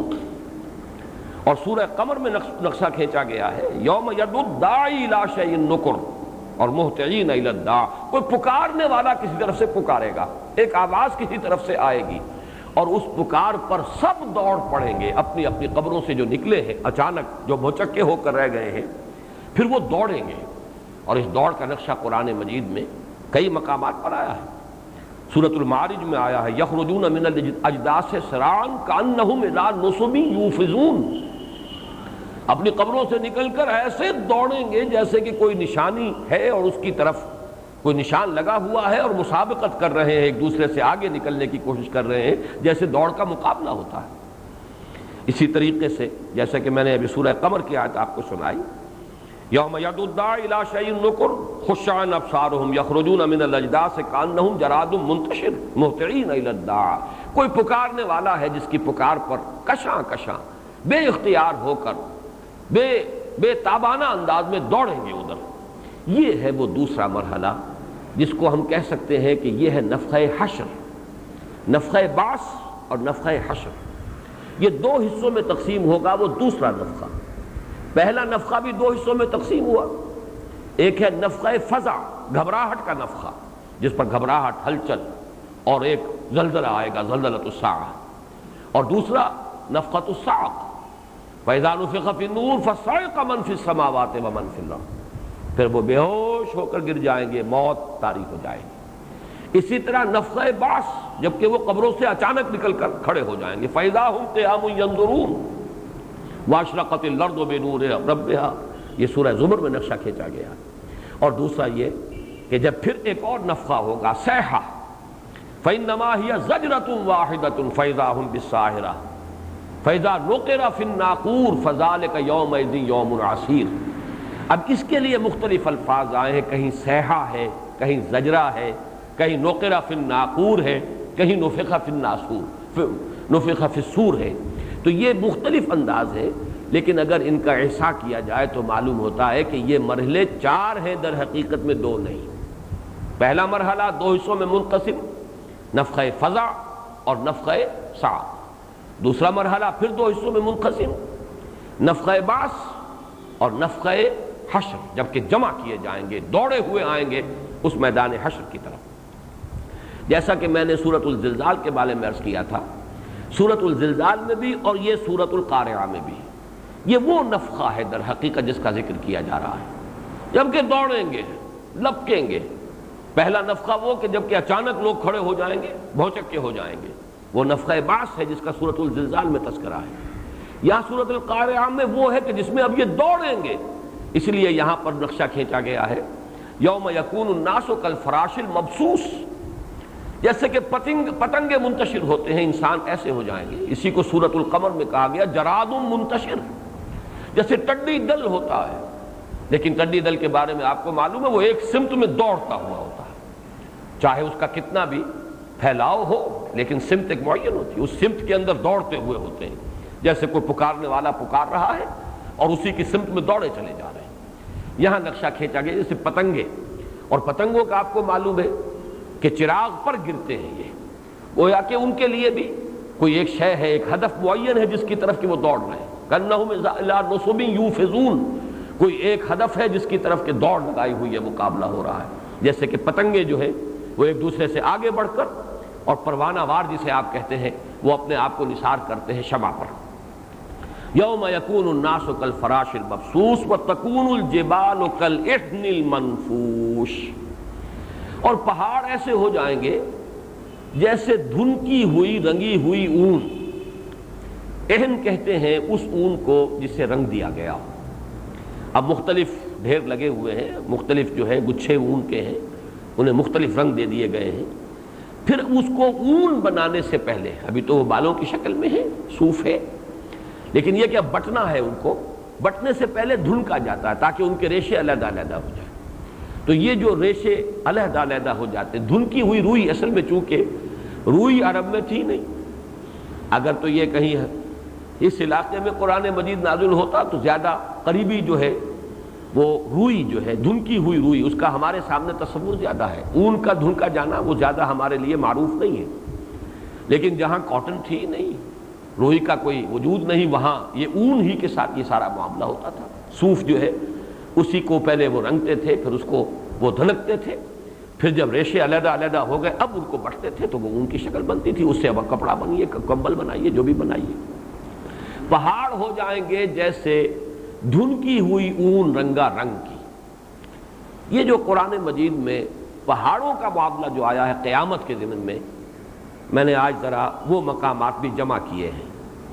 یہ پہاڑ جو ہے کہیں فرمایا گیا کہ دھنکی ہوئی اون کے مانند ہوں گے، کہیں فرمایا گیا ایسے چل رہے ہوں گے کہ جیسے بادل چلتے ہیں، اور آج کے زمانے میں واقعہ یہ ہے کہ جو ہوائی سفر کرتے ہیں ان کو معلوم ہے کہ اس کے لیے بہترین تمثیل جو ہے وہ بادل ہے، اس لیے کہ بادلوں سے جب جہاز گزرتا ہے بادل ہمیں نیچے سے نظر آتا ہے کہ جیسے کوئی سالڈ شے ہے، حقیقت میں تو وہ جہاز ایسے گزرتا ہے کہ بس ایک دھند سی ہے اور کچھ بھی نہیں، اس کے تمام ذرات ایک دوسرے سے کوئی پیوست نہیں ہے آپس میں، بلکہ یہ کہ وہ علیحدہ علیحدہ ہیں، تو بالکل روئی کے گالوں کی طرح، بلکہ روئی کے بھی ریشے جو ہیں آپس میں پیوست ہوتے ہیں، اس طرح علیحدہ نہیں ہوتے کہ ان میں سے کوئی چیز آسانی سے گزر جائے، لیکن یہ تو بہت ہی ایک دوسرے سے دور، ایک لطافت کا ایک نقشہ۔ یہ آیات بھی سن لیجئے، یہ جو تکون الجبال کالعہن المنفوش جو ہم اس سورہ مبارکہ میں یہ الفاظ پڑھ رہے ہیں، 10 مقامات اور ہیں کہ جن پر قرآن مجید میں یہ نقشہ کھینچا گیا۔ سورۃ الکہف میں فرمایا گیا وَيَوْمَ نُسَيِّرُ الْجِبَالَ وَتَرَى الْأَرْضَ بَارِزَةً وَحَشَرْنَاهُمْ فَلَمْ نُغَادِرْ مِنْهُمْ أَحَدًا، جس دن کہ ہم پہاڑوں کو چلائیں گے اور تم دیکھو گے زمین کو کہ ننگی ہو جائے گی۔ پہاڑ جو ہے زمین کو ڈھانپے ہوئے ہیں، یہ چلیں گے تو زمین نیچے سے نکل آئے گی، ننگی ہو جائے گی، بوجھ ہٹ جائے گا۔ سورہ طٰہٰ میں فرمایا وَيَسْأَلُونَكَ عَنِ الْجِبَالِ قُلْ يَنسِفُهَا رَبِّي نَسْفًا فَيَذَرُهَا قَاعًا صَفْصَفًا، اے نبی آپ سے پہاڑوں کے بارے میں پوچھتے ہیں کہ تم کہتے ہو قیامت آئے گی، تو یہ پہاڑوں کا کیا ہوگا؟ تم کہتے ہو زمین چٹیل ہو جائے گی، اذا الارض مدت، زمین کو کھینچ دیا جائے گا، تو یہ پہاڑ اتنی عظیم چیز ہے، اتنے بڑے بڑے بوجھ، ان کا کیا ہوگا؟ قُلْ يَنسِفُهَا رَبِّي نَسْفًا، کہہ دیجئے میرا رب ان کو ریزہ ریزہ کر دے گا، فَيَذَرُهَا قَاعًا صَفْصَفًا، اور زمین کو بالکل چٹیل صاف میدان بنا کر چھوڑ دے گا۔ سورۃ النمل میں فرمایا وَتَرَى الْجِبَالَ تَحْسَبُهَا جَامِدَةً وَهِيَ تَمُرُّ مَرَّ السَّحَابِ، اور تم دیکھتے ہو پہاڑوں کو، تم سمجھتے ہو بڑی جامد شے ہے، بڑی ٹھوس شے ہے، بہت ہی پختہ چیز ہے، بڑی مضبوط شے ہے، اور قیامت کے دن تم دیکھو گے یہ ایسے چل رہے ہوں گے جیسے بادل چلتے ہیں۔ اور مختصر صورت جو آخری صورتیں ہیں، بلکہ نزول کے اعتبار سے ابتدائی صورتیں، چھوٹی چھوٹی آیات جہاں ہیں، ان میں یہ مضمون جو آیا ہے سورۃ الطور میں وَتَسِيرُ الْجِبَالُ سَيْرًا، یہ پہاڑ چلیں گے جیسے کہ چلتا ہے کوئی شے، چلتی ہے، حقیقت کا چلنا، یہ صرف محاورہ نہیں ہے۔ وَبُسَّتِ الْجِبَالُ بَسًّا وَتَكُونُ الْجِبَالُ كَالْعِهْنِ، سورہ معارج میں یہی اون کا، دھنکی ہوئی اون۔ وَكَانَتِ الْجِبَالُ كَثِيبًا مَهِيلًا، سورہ مزمل میں یہ پہاڑ ایسے ہو جائیں گے جیسے پھسلواں ریت ہوتی ہے، ریت جو ہے علیحدہ علیحدہ ذرے کہ جو پھسلتی ہے۔ اور سورہ مرسلات میں آیا وَإِذَا الْجِبَالُ نُصِفَتْ، یہ وہی لفظ ہے جو سورہ طٰہٰ میں آ چکا ہے، يَنسِفُهَا رَبِّي نَسْفًا، جب یہ پہاڑ زیرہ زیرہ کر دیے، ریزہ ریزہ کر دیے جائیں گے۔ سورۃ النبا میں آ چکا ہے وَسُيِّرَتِ الْجِبَالُ فَكَانَتْ سَرَابًا، یہ سراب کا لفظ آ گیا، جو سورہ نور کے حوالے سے بھی آج آیا تھا، اور ریت، چمکتی ہوئی ریت جو پڑی ہوتی ہے دور چٹیل میدان میں، جسے آدمی پانی سمجھتا ہے۔ سیرت الجبال فکانت سرابا، یہ پہاڑ چلائے جائیں گے اور ایسے ہو جائیں گے جیسے وہ چٹیل میدان میں ریت پڑی ہوئی۔ اور سورۃ التکویر میں فرمایا تھا وَإِذَا الْجِبَالُ سُيِّرَتْ، جبکہ یہ پہاڑ چلا دیے جائیں گے۔ تو وہی مضمون یہاں ہے وَتَكُونُ الْجِبَالُ كَالْعِهْنِ الْمَنْفُوشِ فَأَمَّا مَنْ ثَقُلَتْ مَوَازِينُهُ فَهُوَ فِي عِيشَةٍ رَاضِيَةٍ، تو وہ کہ جن کی تولیں بھاری ہوں گی، جن کے وزن کیے جانے والے اعمال بھاری ہوں گے، تو وہ ہوں گے ایسی زندگی میں جو بہت ہی پسندیدہ ہوگی۔ راضیہ، جس وہ زندگی، یہ گویا کہ اس کی صفت کے طور پر آیا بہت پسندیدہ۔ وَأَمَّا مَنْ خَفَّتْ مَوَازِينُهُ، اور وہ کہ جن کے وہ موزون، وزن کی ہوئی شیئیں، وزن کیے ہوئے اعمال ہلکے ہوں گے، فَأُمُّهُ ہاویہ، تو ان کا ٹھکانہ ہوگی ہاویہ۔ ہاویہ کہتے ہیں کوئی کھائی یا کھڈ۔ ہوا یہوی کے معنی ہوتا ہے کہیں نیچے گرنا، جیسے کہ سورہ حج میں آیا ہے وَمَن يُشْرِكْ بِاللَّهِ فَكَأَنَّمَا خَرَّ مِنَ السَّمَاءِ فَتَخْطَفُهُ الطَّيْرُ وَتَهْوِي بِهِ الرِّيحُ فِي مَكَانٍ سَحِيقٍ، جو اللہ کے ساتھ شرک کرتا ہے وہ تو ایسے ہے جیسے آسمان سے کسی کو شے کو گرا دیا گیا ہو، پھر یا تو اسے جو شکاری پرندے ہیں وہ اچک کر لے جائیں، اور یا یہ کہ ہوا اسے لے جا کر کسی گہرے کھڈ میں ڈال دے۔ ہوا یہوی، اسی سے ہاویہ، کھائی، گرا دینے والی شے، کہ ذرا سا پاؤں اگر پھسل گیا تو پھر آدمی جو ہے وہ بڑی گہرائی کے اندر گیا اور اس کی ہڈیاں جو ہے ان کا سرما بن گیا۔ تو یہ ہاویہ ہے۔ وما ادراک ما ہیہ، اور تم نے کیا سمجھا وہ کیا ہے؟ یہ ہاویہ جسے کہا جا رہا ہے کیا ہے؟ ماہیہ میں جو ہے یہ صرف فواصل آیات کے اعتبار سے اور سکتے کے لیے، ورنہ اصل ہے ہیہ، ہے مجرور اور یا زبر، یہ ہے جو ہوا ہیا، ہوا کی مؤنث ہیا، وما ادراک ما ہیہ، اور تمہیں کیا معلوم وہ کیا ہے، حامیہ کیا ہے۔ لیکن چونکہ آیات جو ہے ان کے اندر جو ایک صوتی آہنگ ہے اس کے لیے بھی ہا کا اضافہ ہے، اور سکتے کے لیے بھی یہ قاعدہ ہے کہ ایک اضافی ہے آ جاتی۔ ما ہیہ، کیا تم سمجھتے ہو کہ وہ کیا ہے؟ نار حامیہ، آگ ہے دہکتی ہوئی، بھڑکتی ہوئی۔ ان آیات میں جو اصل مضمون ہے جس پر تفصیل سے ذرا غور کرنا ہوگا وہ یہ ہے کہ موازین سے مراد کیا ہے۔ اما من ثقلت موازینہ واما من خفت موازینہ، مراد کیا ہے؟ موازین جو ہے لفظی طور پر میزان کی جمع بھی ہو سکتی ہے، موزون کی جمع بھی ہو سکتی ہے۔ میزان وہ آلہ ہے جس میں تولا جاتا ہے کسی شے کو، موزون وہ شے ہے جو تولی جاتی ہے، جس کا وزن کیا جاتا ہے، وزن سے مفعول۔ یہ جو آلہ ہے ایک تولنے کا میزان، اگرچہ بعض روایات سے یہ معلوم ہوتا ہے، حضرت حسن بصری رحمۃ اللہ علیہ کا قول ہے، اور ظاہر بات ہے کہ تابعی ہیں، ان کا قول جو ہے اس کو ایک خود اپنی جگہ پر ایک سند ہونے کی حیثیت حاصل ہے۔ ہو سکتا ہے کہ یہ حضور صلی اللہ علیہ وسلم ہی سے کوئی شے منقول ہوئی ہے، مرفوع نہیں ہے، اور یہ مرسل کوئی بات ہو، اگر چاہیے کہ اس میں انہوں نے حضور صلی اللہ علیہ وسلم کی طرف اس کو منسوب بھی نہیں کیا۔ عن الحسن، حضرت حسن بصری سے یہ مروی ہے کہ ان کا قول ہے ہوا میزان لہو کے فتان و لسان وہو بید جبرائیل علیہ الصلوۃ والسلام، وہ میزان ہے قیامت میں جو نصب کی جائے گی، اور اس کی ایک زبان بھی ہوگی، وہ جو جہاں سے پکڑا جاتا ہے، اور دو اس کے پلڑے ہوں گے، اور یہ ہاتھ میں ہوگی حضرت جبرائیل کے علیہ الصلوۃ والسلام، اور اس میں یہ اعمال جو ہیں وہ تولے جائیں گے۔ اگر تو یہ تصور ہو تو پھر تو سمجھ میں بات یوں آتی ہے کہ نیک اعمال ایک پلڑے میں ہوں گے اور جو برائیاں ہیں وہ دوسرے پلڑے میں ہوں گے۔ اب فیصلہ کن بات یہ ہوگی کہ آیا وہ نیکیوں والا پلڑا بھاری رہا یا وہ برائیوں والا پلڑا بھاری رہا، یہی چیز فیصلہ کن ہو جائے گی۔ لیکن قرآن مجید میں کہیں یہ انداز نہیں ملتا جس میں کہ دو پلڑے ہوں اور پلڑوں کا مقابلہ ہو، نیکی کے پلڑے اور بدی کے پلڑے، بلکہ اگر قرآن مجید میں یہ ذکر جو آیا ہے اگر اس کا اگر احصاء کیا جائے تو معلوم یہ ہوتا ہے کہ کوئی شے موزون ہے جس کے بارے میں یہ کہا جا رہا ہے۔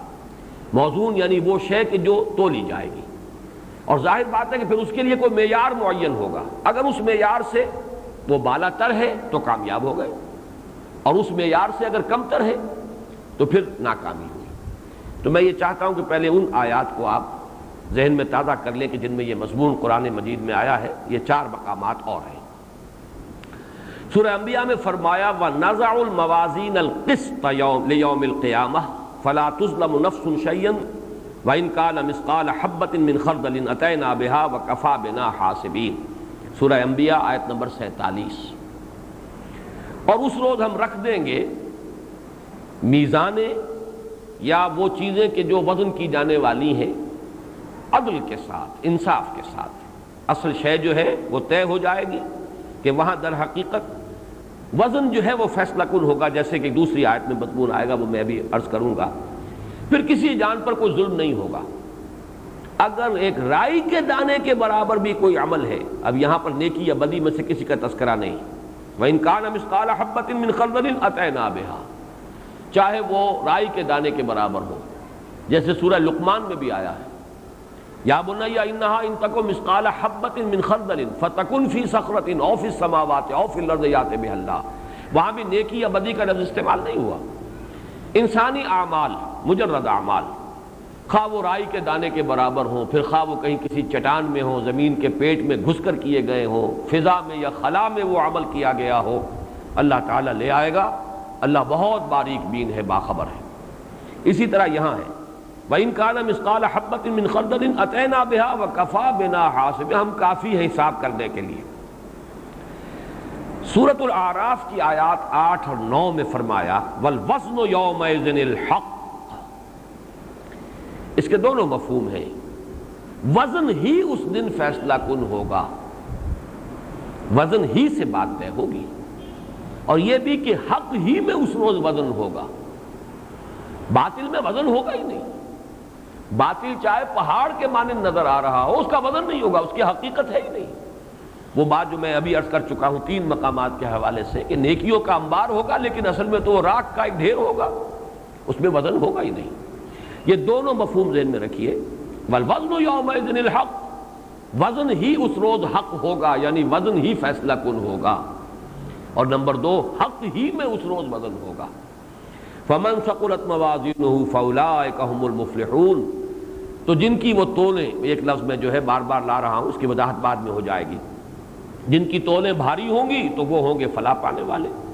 ومن خفت موازینہ فاولئک الذین خسروا انفسهم بما كانوا بآیاتنا یظلمون، اور جن کی تولیں ہلکی ہوں گی تو وہ ہیں کہ جنہوں نے اپنے آپ کو خسارے میں ڈالا ہماری آیات کی ناقدری کرنے کے باعث۔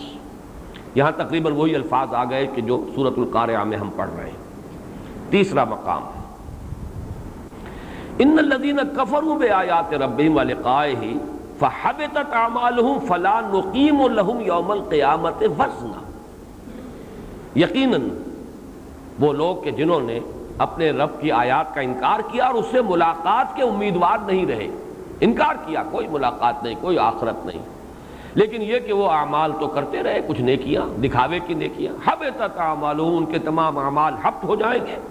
ولا نقیم لہم یوم القیامۃ وزنا، اور ان کے لیے ہم کوئی وزن قرار نہ دیں گے قیامت کے دن۔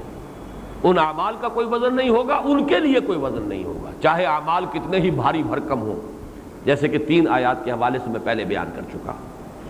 چوتھا مقام ہے یہ سورۃ المومنون آیات 101 تا 103۔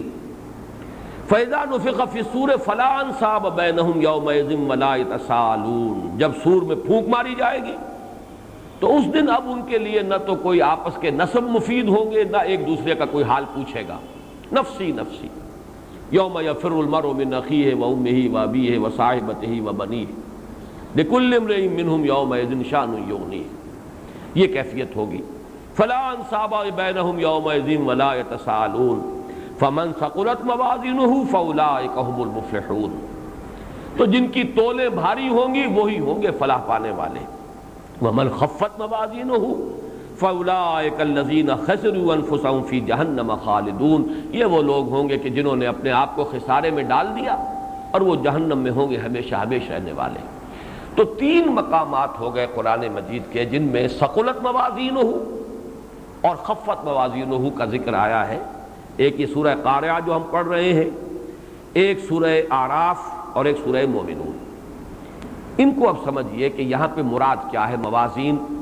میں نے عرض کیا تھا کہ ایک تو مفہوم یہ ہے کہ اس سے مراد موازین میزان کی جمع ہے، اگرچہ حضرت حسن بصری کا قول بھی ہے، اور لیکن یہ کہ واقعہ یہ ہے کہ قرآن مجید کا جو اسلوب ہے اس کے ساتھ یہ میزان کا کوئی تصور جو ہے مطابقت نہیں رکھتا۔ واللہ عالم، یہ حقائق ہیں اس عالم کے کہ جن کی اصل حقیقتوں کو پوری طرح سمجھنا اور ان کا ادراک اور شعور جو ہے کامل انداز میں، وہ یہاں ممکن نہیں ہے، وہ تو حقیقت وہاں کھلے گی۔ ویسے تو میزان آج کل ہمارے پاس وہ بھی ہوتی ہے جس کے دو پلڑے نہیں ہوتے، سپرنگ بیلنس جو ہے وہ تو ایک ہی شے ہے، اس کے ساتھ آپ نے لٹکا دیا اور آپ کو معلوم ہو گیا کہ اس کا وزن اتنا ہے۔ اور اب جس طرح کے الیکٹرانک جو ہے وہ تو مختلف قسم کی میزانیں آ گئی ہیں، لیکن ایک رائے جو زیادہ قوی معلوم ہوتی ہے وہ یہ ہے کہ موازین سے مراد ہے موزون، اور موزون ہوں گے صرف وہ اعمال جو خلوص اور اخلاص پر مبنی ہوں، وہ اعمال صالحہ جو ایمان کے ساتھ کیے گئے اور خلوص و اخلاص کے ساتھ کیے گئے، صرف وہی ہوں گے جن کو وزن کیا جائے۔ باقی ریاکاری والے اعمال حبام منصورہ اڑا دیے جائیں گے، وزن کیے ہی نہیں جائیں گے۔ جس ایمان کے پیچھے آخرت کا ایمان نہیں تھا، جن اعمال کے پیچھے، جن کی پشت پر یا جن کی تہ میں، جن کی بنیاد میں، ان کو وزن کیا ہی نہیں جائے گا۔ اولئک الذین کفروا بآیات ربہم ولقائہ فحبطت اعمالہم فلا نقیم لہم یوم القیامۃ وزنا۔ ان کا وزن ہے ہی نہیں۔ یہ بھی ترجمہ ہو سکتا ہے ان کا کوئی وزن قرار نہیں دیا جائے گا، یا ان کے لیے ہم میزان کھڑی نہیں کریں گے، ان کو تولنے کا کوئی سوال ہی نہیں۔ تو معلوم ہوا کہ جیسے کہ میں عرض کر چکا ہوں سورہ زلزال اور سورۃ العادیات کے حوالے سے یہ چوتھی ڈائمنشن ایڈ کر لیجئے اس وقت۔ پہلے تو یہ کہ ایک عمل ہے ظاہر کے اعتبار سے نیکی ہے، ظاہر کے اعتبار سے بدی ہے، اس کا ذکر سورۃ الزلزال میں ہو گیا۔ یومئذ یصدر الناس اشتاتا لیروا اعمالهم فمن یعمل مثقال ذرۃ خیرا یرہ ومن یعمل مثقال ذرۃ شرا یرہ۔ دوسری ڈائمنشن، اب نیتوں کا سوال آیا۔ یہ نیکیاں جو ہے ان کے پیچھے خلوص بھی تھا، ان کی تہ میں للہیت بھی تھی کہ نہیں، یا یہ کہ ریاکاری کی نیکیاں تھی جو اس میں بھی اب آگے نکل آئیں۔ خلوص اور اخلاص کے ساتھ کیے جانے والے نیک اعمال اب وہ ہوں گے کہ جن کو تولا جائے گا۔ لیکن چوتھی ڈائمنشن آ رہی ہے، یا تھرڈ ڈائمنشن کہیے یہ صحیح معنی میں، کہ یہ جو وزن ہے کس معیار کے مقابلے میں کیا جائے گا۔ ایک ہدف ہوتا ہے کہ اس تک اگر یہ وزن جو ہے نیکیوں کے، مخلصانہ نیکیوں کے اعمال، وہ جو سورۃ البینہ میں ہم پڑھ چکے ہیں، مخلصین لہ الدین حنفاء، اخلاص کے ساتھ بندگی کی گئی ہو اللہ کی، وہ اگر کیفیت ہے، یہ اعمال ایک خاص حد تک پہنچیں گے تو انسان اس کو کہا جائے گا ثقلت موازین ہو۔ اس کی یہ نیکیوں کے جو موزون نیکیاں ہیں، قابل وزن جو نیکیاں ہیں، جن کو وزن کیا جا رہا ہے، جو اخلاص پر مبنی تھی، یہ اس حد تک پہنچ گئی ہیں، تو وہ معیار معین ہوگا کس شے سے۔ اگرچہ یہاں ان صورتوں میں وہ بات مذکور نہیں ہے، لیکن وہ بہت اہم نقطہ ہے اور اس کو قرآن مجید میں دوسرے مقامات پر واضح کیا گیا ہے۔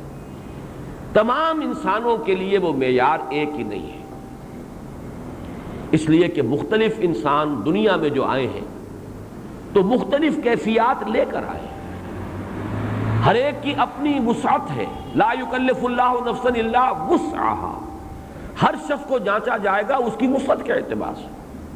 لا تکلف نفس الا وسعها، کوئی شخص رسپانسبل نہیں قرار دیا جائے گا مگر اپنی وسعت کے مطابق۔ اور جو سورہ بنی اسرائیل میں آیا ہے قل کل یعمل علی شاکلتہ، کہہ دیجئے کہ ہر ایک، سب عمل کر رہے ہیں، محنت کر رہے ہیں اپنی شاکلہ کے مطابق۔ شاکلہ اصل میں یہ وہ ہے جو میں پہلے بیان کر چکا ہوں، میکڈوگل کا جو فلسفہ ہے، ماہر نفسیات میکڈوگل، کہ انسانی شخصیت دو عوامل کا حاصل ضرب ہے۔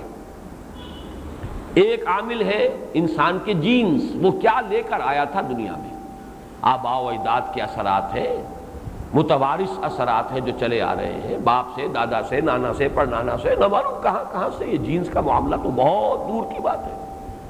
یہ بہرحال وہ چیزیں ہیں کہ جو ہماری شخصیت کی تشکیل میں، یہ شاکلہ کے بنانے میں ایک پارٹ پلے کرتے ہیں۔ پھر ایک ماحول انوائرمنٹ ہے، کس ماحول میں پیدا کیے گئے؟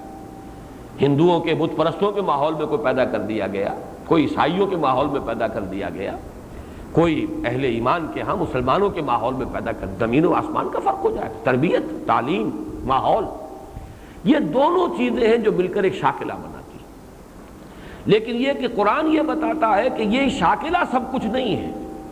میکڈوگل کی جو گمراہی ہے وہ یہ کہ وہ انہی دونوں کا حاصل ضرب سمجھ رہا ہے، گویا کہ انسان کی کوئی آزاد شخصیت ہے ہی نہیں، فری ایجنٹ ہے ہی نہیں، انسان کوئی فری مورل ایجنٹ نہیں ہے، بلکہ یہ ہے کہ وہ تو جو بھی کچھ ہے جو بنا دیا گیا وہی ہے، مجبور محض ہے۔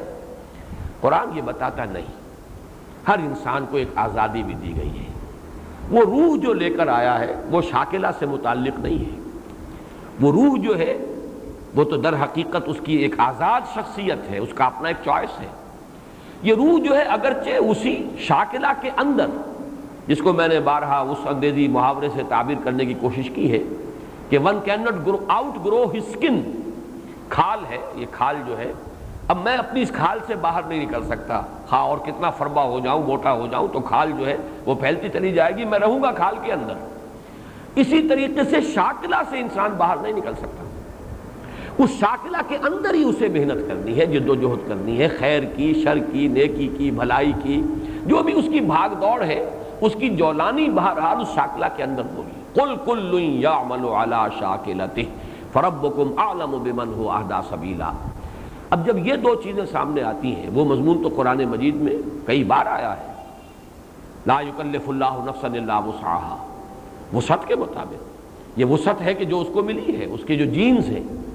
کوئی شخص جو ہے بنیادی طور پر موروثی اثرات کے تحت بزدل ہے، کوئی شخص ہے جو موروثی اثرات کے تحت جو ہے جری ہے، بہادر ہے، کوئی شخص ہے جو موروثی اثرات کے تحت غبی ہے، کند ذہن ہے، اور کوئی شخص ہے کہ جو موروثی طور پر وہ ذہین ہے، ان کے آباء و اجداد میں وہ ذہانت جو ہے چلی آ رہی۔ اس اعتبار سے انسان کی اپنی محنت ان دو چیزوں کے اندر ہوگی، وسعت اور شاکلہ، ان دونوں کے اندر، لیکن اللہ جانتا ہے کہ کس شخص کو کیا ملا تھا اور اس نے اس میں کتنی محنت کی ہے، لہذا ہر شخص کی کامیابی کا معیار جدا ہوگا۔ یہ نہیں ہے کہ جیسے کہ اندھے کی لاٹھی ہے، بس اس سے ہانک دیا جائے سب کو برابر، ایک ہی معیار پر سب کو ناپا جائے، تو اس کے معنی تو یہ کہ نہ شاکلہ جو ہے وہ پیش نظر رہا، نہ ہر انسان کی وسعت جو ہے وہ کنسیڈر کی گئی۔ تو گویا کہ محسوس ہوتا ہے دو چیزیں جو واللہ اعلم، ان چیزوں میں یقین کے ساتھ حتمی طور پر کوئی بات نہیں کہی جا سکتی، میں بیان کر چکا ہوں، دونوں ہی ترجمے ہو سکتے ہیں۔ موازین، میزان کی جمع بھی ہو سکتی ہے، اور میزان سے مراد کیا؟ ایک پلڑے میں نیکیاں، ایک میں برائیاں، تول دی جائیں۔ لیکن یہ انداز کہیں اگر حدیث میں ہو تو ہو، میں تیقن کے ساتھ نہیں کہہ سکتا، قرآن مجید میں کہیں نہیں۔ قرآن مجید میں تو ایک ہی شے ہے، وہ یا بھاری ہے یا ہلکی ہے، یعنی وزن کیے جانے والے ہیں ہی نیک اعمال، اور نیک اعمال بھی جو خلوص اور اخلاص کے ساتھ ایمان حقیقی کی بنیاد پر صرف اللہ کی رضا جوئی کے لیے کی، انہی میں وزن ہے اور کسی شے میں وزن ہی نہیں۔ باقی تو حبام منصورہ ہیں، وہ تو کارماد اشتدت بہ الریح فی یوم عاصف، وہ تو ایک راکھ کا ڈھیر ہے جو کہ بس ایک جھونکا آیا ہو گیا، ختم ہو گیا۔ لا نقیم لہم یوم القیامت وزنا، ان کا کوئی وزن ہے ہی نہیں، ان کو تولا جائے گا ہی نہیں۔ تو تولی جانے والی صرف نیکیاں ہیں، اور نیکی بھی وہ جو اخلاص پر مبنی۔ اب دیکھا جائے گا یہ معیار تک، ایک معین معیار تک آ گئی یا نہیں۔ فرض کیجئے 33% ہم اگر پاس مارکس رکھتے ہیں تو کسی شخص کا جو بھی شاکلہ تھا، جو اس کی وسعت تھی، اس کے اعتبار سے جتنا ہونا چاہیے تھا، اگر اس میں 33% ہو گیا تو کامیاب ہو گیا، لیکن اگر اس کے اعتبار سے 33% بھی نہیں ہوا تو ناکام ہے۔ اور کوئی شخص جو ہے، جیسا کہ میں نے عرض کیا ہے، اب یہ ہر شخص کا وہ معیار معین ہوگا اس کے شاکلہ اور اس کی وسعت کے اعتبار سے۔ ھذا ما عندی والعلم عند اللہ فاما من ثقلت موازینہ فہو فی عیشۃ راضیہ واما من خفت موازینہ فامہ ہاویہ وما ادراک ما ہی نار حامیہ۔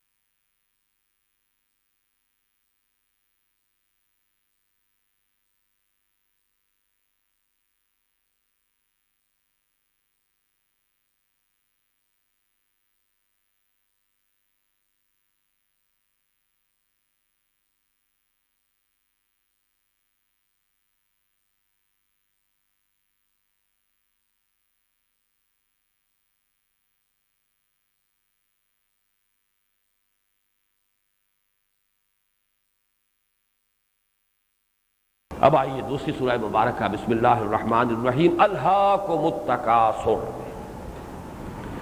غافل کیے رکھا تمہیں محتاط کی طلب نے۔ لہو لعب، قرآن مجید میں یہ الفاظ آئے ہیں، وما الحیات الدنیا الا لہو ولعب۔ لہو کہتے ہیں کھیل کود، وہ شے جو غفلت میں انسان کو مبتلا کر دے، وہ لہو ہے۔ الہا یلہو، یہ گویا کہ اس سے یہ باب افعال ہے۔ الہاکم التکاثر، تمہیں غافل کیے رکھا کثرت نے۔ اب تکاثر جو ہے کثرت سے یہ لفظ بنا ہے، لیکن اس کے تین معنی ہیں۔ کثرت کی طلب، نمبر دو کثرت کی طلب میں ایک دوسرے سے آگے نکلنے کے لیے دوڑ، مقابلہ۔ نمبر تین کثرت پہ کی بنیاد پر ایک دوسرے پر فخر کرنا۔ یہ تین معنی ہیں۔ الہاکم التکاثر، غافل کیے رکھا تمہیں محتاط کی طلب نے۔ الہاکم التکاثر، غافل کیا تمہیں محتاط کے حصول میں ایک دوسرے سے بازی لے جانے کی دوڑ نے۔ الہاکم التکاثر، غافل کیے رکھا تمہیں کثرت اور محتاط پر کی بنیاد پر ایک دوسرے پر فخر کرنے نے۔ تینوں معنی ہوں گے۔ غافل کیے رکھا، یہی لفظ ہے جو ایک حدیث میں بھی آیا ہے، ما قل و کفا خیر مما کثر و الہا۔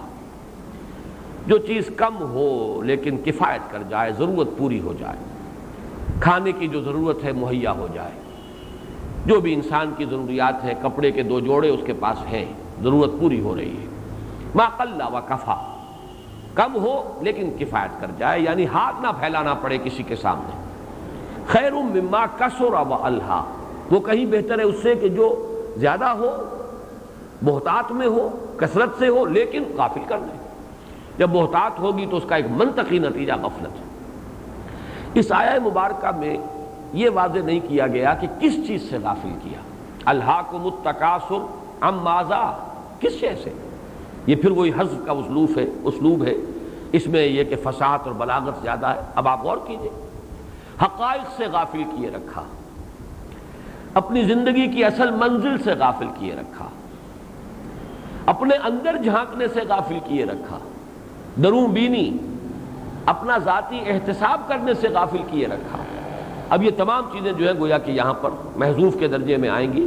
اس میں انسان اپنی سوچ، اپنی فکر، اپنے مزاج کے مطابق فل ان دی بلینک، وہ حذف جو ہے اس خلا کو پر کر سکتا ہے۔ لیکن حاصل کیا؟ الہاکم التکاثر، غافل کیے رکھا تمہیں محتاط کی طلب نے، یا محتاط کے حصول میں ایک دوسرے پر بازی لے جانے کی دوڑ نے، یا محتاط کی بنیاد پر ایک دوسرے پر تفاخر کرنے نے۔ حتی زرتم المقابر، یہاں تک کہ تم جا پہنچے قبروں تک۔ اس میں بعض روایات آئی ہیں کہ یہ شان نزول کی جس طرح کی روایات ہوتی ہیں کہ دو گروہوں اور قبیلوں کے مابین کچھ مقابلہ ہو رہا تھا، آپس میں تفاخر اور تباہی کی باتیں ہو رہی تھی، ہمارے پاس یہ ہے، ہمارے پاس یہ ہے، ہمارے پاس یہ ہے، ہمارے پاس یہ ہے۔ اس میں کہیں یہ بھی بات آ گئی، یہ پرانی قبائلی زندگی کے اندر کثرت جو ہوتی ہے کسی قبیلے کی، کثرت نفوس، یہ بھی قابل فخر شے ہوتی ہے۔ تو اپنے زندوں کی کثرت کے ساتھ ساتھ انہوں نے کہا چلو اپنے اپنے قبرستان گن لو، ہماری کتنے قبریں ہیں اور تمہاری قبریں کتنی ہیں۔ لیکن یہ کہ یہ کوئی ایسی پختہ اور مستند روایت بھی نہیں ہے، اور کچھ اس مضمون کے ساتھ اس کی مطابقت بھی نہیں۔ حتیٰ زرتم المقابر سے مراد یہ کہ یہ محتاط کی طلب انسان کا پیچھا نہیں چھوڑتی جب تک کہ وہ قبر میں اتر نہ جائے۔ ایک حدیث میں بھی یہ مضمون آیا ہے کہ انسان کے پاس اگر ایک وادی ہو دولت کی بھری ہوئی، سونے کی بھری ہوئی، وہ دوسری کا طالب ہو جائے گا، دوسری ہو تیسری کا طالب ہو جائے گا۔ انسان کی حرص کو قبر کی مٹی کے سوا کوئی اور شے پر نہیں کر سکتی۔ اور اس کا مشاہدہ ہوتا ہے، کتنے ہی لوگ ہیں سرمایہ دار جن کے پاس اتنی کچھ دولت ہے کہ بالیقین یہ کہا جا سکتا ہے کہ ان کی آئندہ کئی نسلوں کے لیے کفایت کرنے والی ہے، لیکن یہ کہ پھر بھی چاہے وہ عین قبروں میں اپنی ٹانگیں لٹکائے بیٹھے ہوں، لیکن یہ کہ وہ محتاط کی جو طلب ہے وہ ختم نہیں ہوتی۔ یہی وہ سورہ حدید کے اندر بھی جو مضمون آیا ہے، اعلموا انما الحیات الدنیا لعب ولہو وزینۃ وتفاخر بینکم وتکاثر فی الاموال والاولاد۔ یہ تکاثر فی الاموال والاولاد یہ ختم نہیں ہوتی، یہ تو بالکل موت کے دہانے تک بھی انسان پہنچا ہوا اور قبر کے کنارے بیٹھا ہوا ہو، بلکہ اپنی ٹانگیں لٹکائی ہوئی ہوں قبر میں، تب بھی یہ بہتات کی طلب ختم نہیں ہوتی۔ الہاکم التکاثر، تمہیں غافل کیے رکھا یا غافل کیے رکھتی ہے بہتات کی طلب، یا بہتات پر فخر کرنے کا جذبہ، یا بہتات میں ایک دوسرے سے آگے نکلنے کا مقابلہ، یہاں تک کہ تم جا پہنچتے ہو قبروں تک۔ کلا سوف تعلمون، اب یہ ہے انذار کا انداز، کوئی نہیں، وہ وقت دور نہیں ہے کہ تم پر حقیقت منکشف ہو جائے گی، تم جان لو گے۔ سوفا کہا ہے یہ، حالانکہ سین کے ساتھ بھی یہ بات آ سکتی تھی، لیکن ایک تو وہ آہنگ والی بات ہے، اس لیے کہ موت تو انسان کے سر پر جیسے کہ تلوار لٹکی ہوئی ہو، موت منڈلا رہی ہے ہمیشہ ہر شخص کے سر پر، اس کی موت کچھ پتہ نہیں، اگلے ہی لمحے آ جائے، لہذا سین کے ساتھ بھی۔ لیکن سوفا، ابھی چونکہ زندگی کا کچھ نظر آ رہا ہے، صحت بھی ہے، بظاہر احوال موت بہت قریب نہیں ہے، لیکن یہ کہ اس میں جو صوتی آہنگ ہے اس کے اعتبار سے کلا سوف تعلمون ثم کلا سوف تعلمون، نہیں ہرگز نہیں، ایک وقت آئے گا کہ حقیقت منکشف ہو جائے گی، اگرچہ وہ وقت وہی ہوگا جو میں نے پہلے مصرع آپ کو سنایا کہ جب آنکھ کھلی گل کی تو موسم تھا خزاں کا، اب کوئی فائدہ نہیں ہوگا۔ یوم یتذکر الانسان وانى له الذکریٰ، اس روز ہوش آئے گی، لیکن اس روز کا ہوش آنا کس فائدے کا، کیا حاصل؟ کلا سوف تعلمون ثم کلا سوف تعلمون، پھر تاکید، پھر حقیقت منکشف ہو جائے گی۔ ابھی تم حقیقت کو دیکھنا نہیں چاہتے، لیکن ایک وقت آئے گا کہ وہ حقیقت خود تمہارے اوپر عیاں ہو جائے گی، تمہاری آنکھیں کھل جائیں گی، جیسے سورہ قاف میں فرمایا کہ تمہاری فبصرک اليوم حدید، اب تو تمہاری آنکھیں بڑی تیز ہیں، ہر شے، ہر حقیقت جو ہے تمہاری آنکھوں پر منکشف ہو گئی۔ کلا لو تعلمون علم الیقین لترون الجحیم ثم لترونها عین الیقین ثم لتسألن یومئذ عن النعیم۔ کلا لو تعلمون علم الیقین، ہرگز نہیں، اگر تم جان لیتے یقین کا جاننا، یہ جو ہے کلام شرطیہ ہے، لو، اس کے دونوں ترجمے ہو سکتے ہیں، اگر تم جان لیتے، کاش کہ تم جان لیتے، یہ تمنائی جو ہے، ماضی تمنائی، وہ بھی اس انداز میں آتا ہے، کلا لو تعلمون، اگر تم جان لو، کاش کہ تم جان لو۔ لیکن یہ کہ اس کا جواب کیا ہے؟ اگلی آیت جو ہے بظاہر تو احساس ہوتا ہے کہ شاید لترون الجحیم جو ہے یہ اس کا جواب ہے، شرط کا جواب، لیکن ایسا نہیں ہے، اس پر اتفاق ہے تمام مفسرین کا کہ جواب شرط یہاں محذوف ہے، اور اکثر و بیشتر نے تو اس کے فوراً بعد جو ہے محذوف کو مانا ہے، کلا لو تعلمون علم الیقین، ہرگز نہیں، اگر تم جان لو یقین کا جاننا تو حقیقت تم پر منکشف ہو جائے، تو تم سیدھی راہ پر آ جاؤ، تو تم کامیاب ہو جاؤ، تو تمہاری عاقبت سنور جائے، یہ گویا کہ اس کا جواب شرط ہے جو یہاں محذوف ہے۔ کلا لو تعلمون علم الیقین، اگر تم جان لو یقین کا جاننا تو حقیقت تم پر منکشف ہو جائے، تم اپنی زندگی کا رخ درست کر لو گے، تمہاری عاقبت سنور جائے گی، تم اس حاویہ سے بچ جاؤ گے، فَأُمُّهُ حاویہ، تمہارا انجام بخیر ہوگا، یہ گویا کہ جواب شرط ہے جو محذوف ہے۔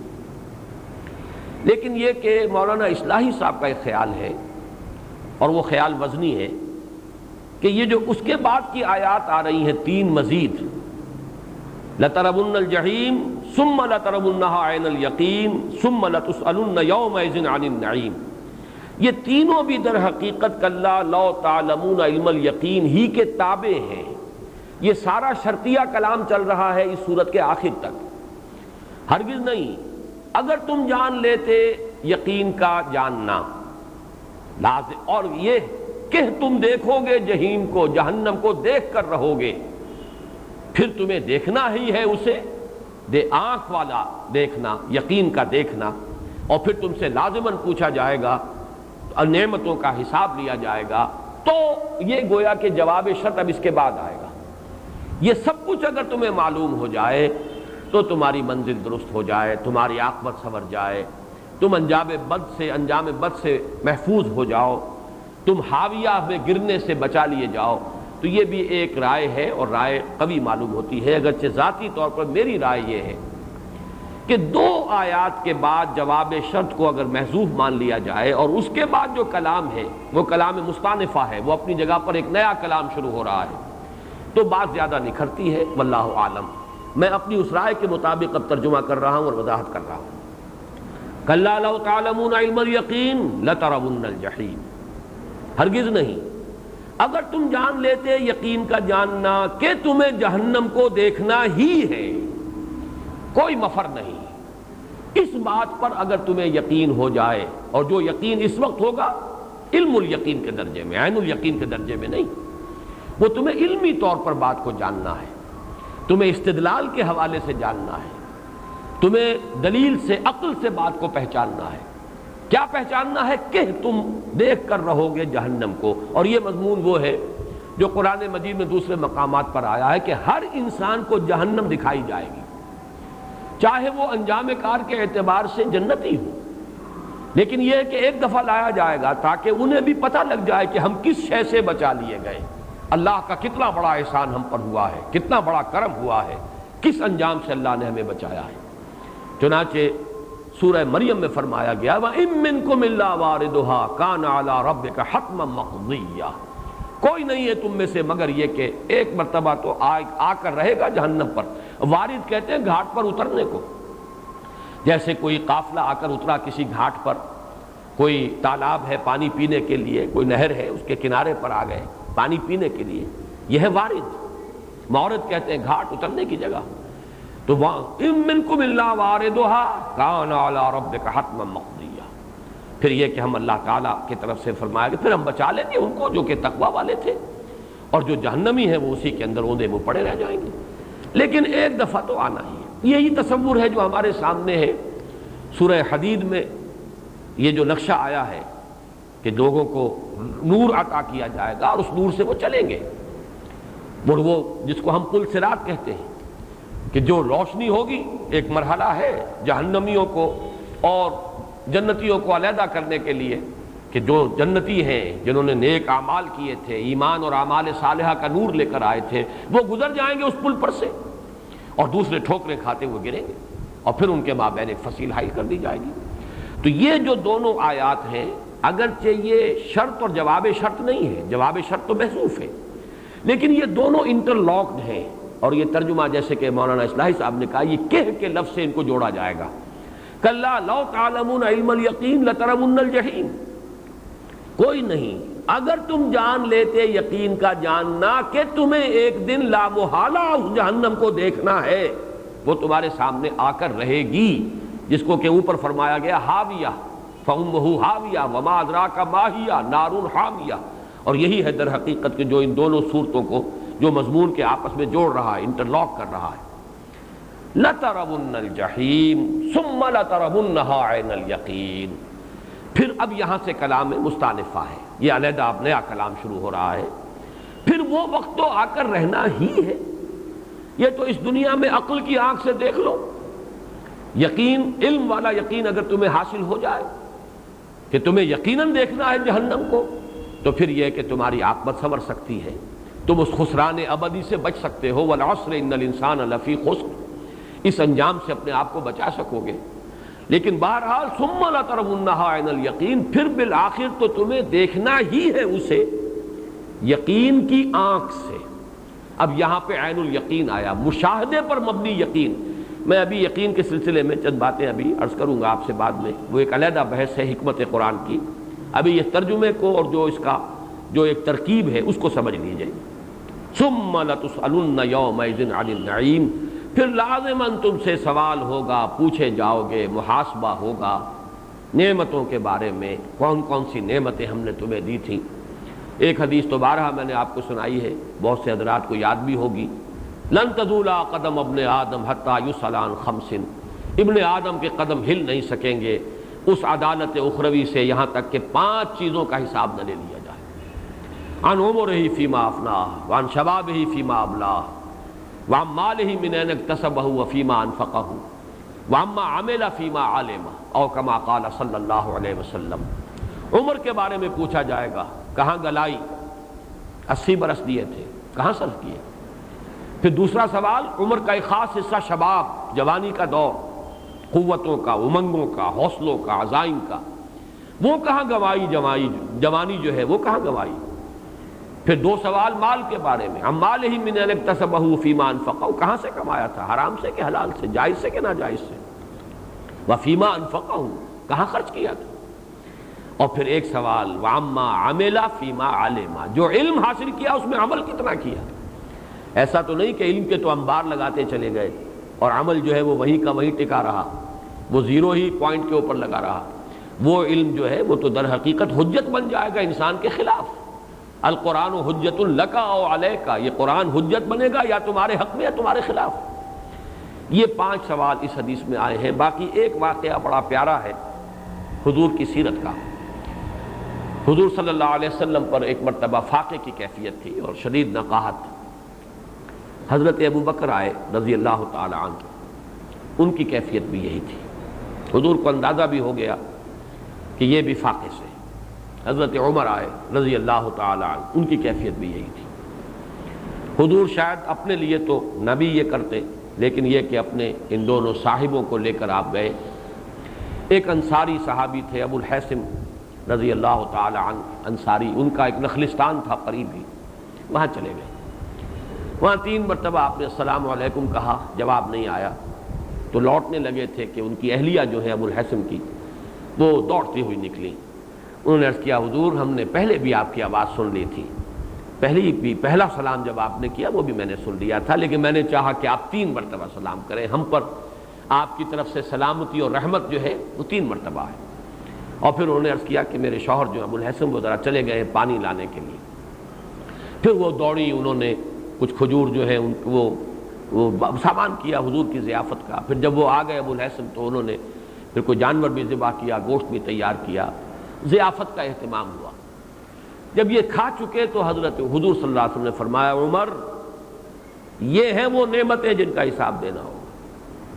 باقی یہ کہ اور دوسری احادیث کے اندر بھی نعمت تو ہر شے ہے، بشرطے کہ اس کے ساتھ حقیقت کے اعتبار سے تو نعمت ہوگی جبکہ اس کے ساتھ ہدایت بھی موجود ہے، لیکن اللہ کی طرف سے تو بہرحال وہ ڈیبٹ کا کھاتا ہے جس کو اکاؤنٹ فار کرنا پڑے گا۔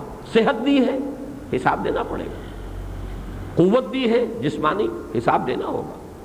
مال دیا ہے، حساب دینا ہوگا۔ اولاد دی ہے، حساب دینا ہوگا۔ تو ظاہر بات ہے کہ ہر شے جو دنیا میں انسان کو ملی ہے، یہاں تک کہ جو بھی سانس آ گیا صحیح طور پر، یہاں تک کہ جو دن بھی گزر گیا عافیت کے ساتھ، ان میں سے ہر ایک کا حساب ہونا ہے۔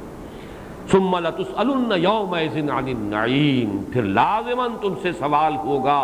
اب یہاں پہ دیکھیے وہی انداز ہے جو اس خطبے میں ہے، واللہ لتموتن کما تنامون ثم لتبعثن کما تستيقظون ثم لتحسبن بما تعملون ثم لتجزون بالاحسان احسانا وبالسوء سوءا وانها لجنۃ ابدا او لنار ابدا۔ خدا کی قسم تم سب پر موت وارد ہو کر رہے گی جیسے روزانہ رات کو سو جاتے ہو، پھر تم سب کو اٹھا لیا جائے گا۔ ثم لتبعثن کما تستيقظون، جیسے روزانہ صبح بیدار ہو جاتے ہو۔ ثم لتحسبن بما تعملون، پھر عمل کیا جو بھی کیے ہیں ان کا حساب کیا جائے گا۔ ثم لتجزون بالاحسان احسانا وبالسوء سوءا، پھر بدلہ مل کر رہے گا، کوئی چھٹکارا نہیں، بھلائی کا بھلا برائی کا برا۔ اس بدلے کے اندر ان کا ایک دوسرے کو اکاؤنٹ فار کر دینا جو ہے، نیکیاں ہیں جو اگر جو برائیاں ہیں لیکن اگر نیکیوں نے انہیں دفع کر دیا ہے، ان کا کفارہ بن گئی ہے، تو سامنے تو آئیں گی، لیکن یہ کہ وہ ظاہر بات ہے کہ وہ تول میں پھر نہیں آئیں گی، وہ چیزیں حساب کتاب میں نہیں آئیں گی، اس لیے کہ کفارہ ہو چکا ہے، حساب کتاب میں نہیں آئے گا، لیکن دکھا دیا جائے گا۔ ثم لتسألن یومئذ عن النعیم، پھر لازماً تم سے سوال کیا جائے گا اس دن ان نعمتوں کے بارے میں جو اللہ نے تمہیں اس دنیا میں عطا فرمائی۔ اب آئیے یہ یقین کے موضوع پر کچھ بات، یقین کسے کہتے ہیں، اس کا بھی میں نے استقصاء کیا ہے۔ قرآن مجید میں یہ لفظ کس کس انداز میں آیا ہے، اس لیے کہ جیسے ہمارے ہاں خاص طور پہ صوفیہ کے ہاں یہ مضامین زیر بحث آتے ہیں، جیسے نفس انسانی کی 3 کیفیات، نفس امارہ، نفس لوامہ، نفس مطمئنہ۔ اگرچہ عام طور پر لفظ نفس صرف جب آتا ہے تو وہ پورے وجود کے لیے آتا ہے، انسانی جان، اخرجوا انفسکم، فرشتہ کہے گا جان نکالتے ہوئے نکالو اپنی جان. تو یہاں نفس سے مراد جو ہے پورا انسان کی معنوی وجود جو ہے وہ نفس ہے. لیکن تین کیفیات ہیں اس کی. ایک نفس امارہ ہے، یہ در حقیقت متعلق ہے ہماری ایڈ یا لیبیڈو سے، ہمارے اینیمل انسٹنکٹ سے، جو بدی ہی کی طرف انسان کو بلاتے ہیں، حکم دیتے ہیں برائی کا. ایک نفس لوامہ ہے، وہ ہمارا ضمیر ہے، کانشنس ہے، یہ ہمارے روحانی وجود سے متعلق ہے، یہ خیر کی طرف بلاتا ہے اور بدی پر ملامت کرتا ہے. اور ایک نفس مطمئنہ ہے، یہ مجموعی حیثیت سے انسان کی کیفیت، جبکہ انسان خیر پر، نیکی پر، ہدایت پر پوری طرح مستقیم ہو جائے، جم جائے، استقامت حاصل ہو جائے، مطمئن ہو جائے، دل ٹھک گیا ہو. اسی طرح یقین کی تین کیفیتیں ہیں. دو اصطلاحیں تو یہاں آئی ہیں، علم الیقین، عین الیقین. ایک یقین ہے علم کے درجے میں، یقین علمی، یا جس کو کہا جا سکتا ہے وہ علم جو استدلالی ہے، دلائل سے، علم نظری، اس کی بنیاد پر ایک یقین کی کیفیت حاصل ہو جائے. ایک یقین ہے عین الیقین، ایک شے کو دیکھ لیا، بچشم سر ایک چیز شے کا معائنہ اور مشاہدہ کر لیا، اب یقین جو ہے یقیناً اس کی نسبت گہرا ہو جائے گا. اس سورہ مبارکہ میں نہیں ہے لیکن قرآن مجید میں دو جگہ پر آیا ہے حق الیقین. سورہ واقعہ میں ان ھذا لہو حق الیقین، اور اسی طرح سورہ حاقہ میں یہ بھی حق الیقین، انہ لحق الیقین. اب اس پر صوفیاء نے گفتگو کی ہے، ان تینوں میں کیا مراتب ہیں، کیا مدارج ہیں، نسبتیں کیا ہیں. وہ میں چند باتیں آپ سے عرض کروں گا، لیکن یہ باتیں پہلے نوٹ کر لیجئے کہ لغت میں یقین کا مفہوم کیا ہے. امام راغب اصفہانی نے الیقین من صفت العلم فوق المعرفہ، یقین کے بارے میں فرمایا یہ علم کی ایک صفت ہے، کیفیت ہے جو معرفت سے بلندتر ہے. معرفت، اگرچہ ہمارا عام تاثر تو یہ کہ لفظ معرفت جو ہے بہت اونچا لفظ ہے، معرفت حاصل ہو گئی، لیکن یہ کہ معرفت سے بلندتر درجہ ہے یقین کا. الیقین من صفت العلم فوق المعرفت والدرایت، درایت سے، عقل سے، استدلال سے، صغرا کبرا جوڑ کر جو بھی کوئی شے انسان جس کی پہچان حاصل کرتا ہے، جو علم حاصل کرتا ہے، اس سے بلندتر ایک مقام ہے اور وہ ہے یقین. وَهُوَ سکون الفہم فہم مع ثبات الحکم. اس میں دو کیفیات جب پیدا ہو جائیں کہ انسان کی علمی پیاس جو ہے وہ پوری طرح اس کو سیری حاصل ہو جائے، مطمئن ہو جائے کہ ہاں بات یوں ہی ہے، دل ٹھک جائے. ایک ہے کہ ایسا ہو سکتا ہے، شاید ایسا ہو، ممکن ہے کہ ایسا ہو، گمان غالب ہے کہ ایسا ہوگا، ایسا ہونا چاہیے.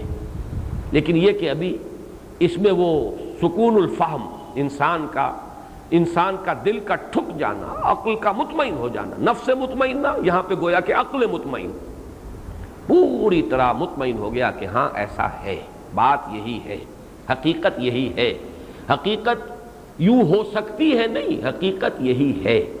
اور اس کے ساتھ ثبات الحکم، رائے انسان کی قائم ہو جائے کہ ایسا ہے.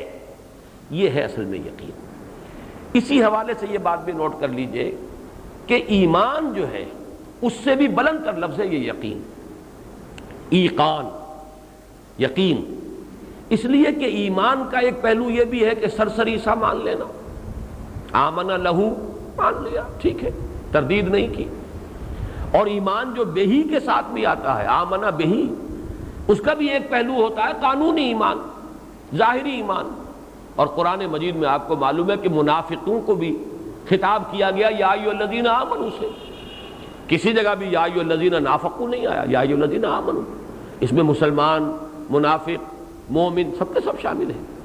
لیکن یقین کا لفظ جو ہے دو مرتبہ قرآن مجید میں آخرت کے بارے میں خاص طور پر وَبِالْآخِرَةِ هُمْ يُوقِنُونَ وَهُمْ بِالْآخِرَةِ هُمْ يُوقِنُونَ. سورہ بقرہ میں وَبِالْآخِرَةِ هُمْ يُوقِنُونَ اور سورہ لقمان میں وَهُمْ بِالْآخِرَةِ هُمْ يُوقِنُونَ. زور تاکید کے لیے ہم کو بھی دوبارہ دو مرتبہ سورہ لقمان میں لائے، اس لیے کہ واقعہ یہ ہے کہ آخرت کا صرف مان لینا مفید نہیں ہے جب تک کہ اس کا یقین پیدا نہ ہو جائے. اور یہی بات کہی گئی ہے ان نظن الا ظنا وما نحن بمستيقنين.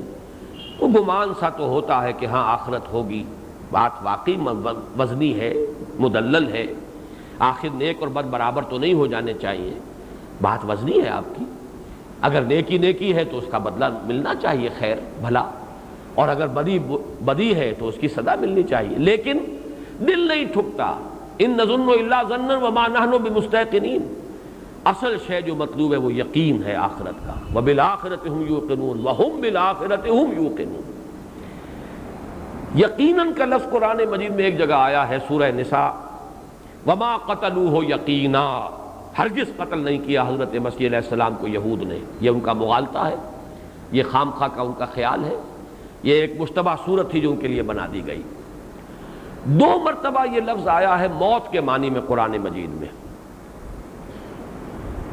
سورہ ہجر میں حتی اتانا الیقین، یہ سورہ مدثر میں، اور وَاعْبُدْ رَبَّكَ حَتَّىٰ يَأْتِيَكَ الْيَقِينُ سورہ ہجر میں، یعنی یقین وہ یقینی شے، شدنی امر جس کے ہونے میں کوئی شک ہی نہیں۔ اس سے بھی اصل میں اس یقین کا جو لغوی مفہوم ہے اس پر روشنی پڑتی ہے۔ موت وہ شے ہے جس کا کوئی انکار نہیں کر سکتا، موت وہ حقیقت ہے کہ جس کا انکار ممکن نہیں۔ اللہ کا انکار کیا جا سکتا ہے لیکن موت کا انکار نہیں کیا جاتا، سب سے زیادہ یقینی شے جو ہے وہ موت ہے۔ تو یقین، الیقین کہا گیا موت کو، وَاعْبُدْ رَبَّكَ حَتَّىٰ يَأْتِيَكَ الْيَقِينُ، آخری وقت تک آپ اپنے رب کی بندگی کرتے جائیے، آخری سانس بھی آپ کا بندگی رب کی کیفیت میں نکلنا چاہیے۔ اور یہ کہ حَتَّىٰ أَتَانَا الْيَقِينُ سورہ مدثر میں یہاں تک کہ موت آ گئی۔ اب یہاں پر جو میں یقین جو آیا ہے، علم الیقین، عین الیقین اور حق الیقین، ان 3 مدارج یا مراتب کو ایک سادہ سی مثال سے پہلے واضح کر دوں۔ آپ نے دیکھا کہیں کہ دھواں ہے، آپ نے نتیجہ نکالا کہ آگ لگی ہوئی ہے، دھواں آپ نے نہیں دیکھا، یہ علم الیقین ہے، یہ نظری علم ہے کہ آپ کو معلوم ہے کہ آگ جہاں ہو وہاں دھواں ہوتا ہے، دھواں جہاں ہو وہاں آگ ہوتی ہے، یہ لازم و ملزوم ہے، لہذا دھوئیں کو دیکھ کر آگ کا حکم لگانا یہ علم الیقین ہے، قرائن سے، درایت سے، عقل سے، استدلال سے، دلیل سے، یہ کائنات ہے تو یقیناً کوئی پیدا کرنے والا ہے، یہ مخلوق ہے تو کوئی نہ کوئی خالق ہے، یہ دلیل ہے، استدلال ہے، لیکن یہ کہ اس سے جو یقین حاصل ہوگا وہ علم الیقین ہے، نظری علم، استدلالی علم، اس کی بنیاد پر علم یقین۔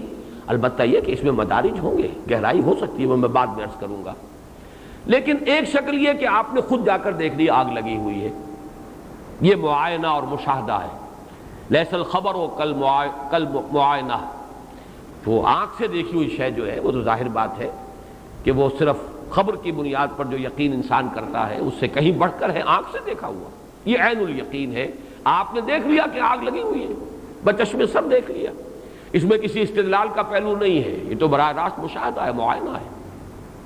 لیکن یہاں آپ نوٹ کیجئے ابھی ایک مرحلہ باقی ہے، انسان کے حواس کبھی کبھی اسے دھوکہ بھی دیتے ہیں، کان بج رہے ہیں حالانکہ آواز کوئی نہیں ہے، یا کوئی شے نظر آ رہی ہے، رنگ نظر آ رہے ہیں، حقیقت میں کوئی نہیں ہے، یہ آپ کی اپنی بینائی کا انتشار ہے، حواس دھوکہ دیتے ہیں انسان، اسی لیے وہ بہت مشہور مصرع ہے کہ آنچے می بینیم یا رب یا بیداریست یا رب یا بے خواب، پروردگار جو کچھ میں دیکھ رہا ہوں یہ خواب میں دیکھ رہا ہوں یا حقیقت ہے، یہ بیداری ہے، دیکھتا ہے انسان لیکن اسے یقین حاصل نہیں ہوتا کہ میں دیکھ رہا ہوں، واقعتاً دیکھ رہا ہوں۔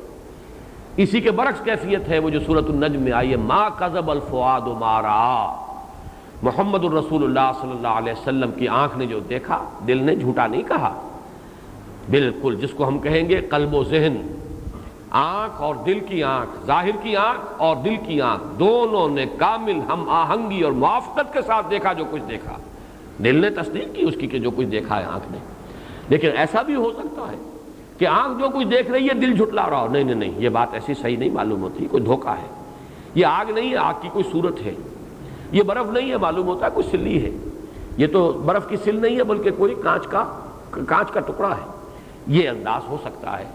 لیکن اگر آپ نے انگلی بھی اس آگ میں ڈال لی اور اس کی تپش اور جلن کو خود محسوس کر لیا، اب یہ حق الیقین، یقین کا آخری درجہ، یہ حق الیقین جو ہے یہ ہے اصل میں وہ درجہ کہ جو مطلوب ہے۔ اس میں اگرچہ اب بحثیں ہیں صوفیہ اور متکلمین کے مابین۔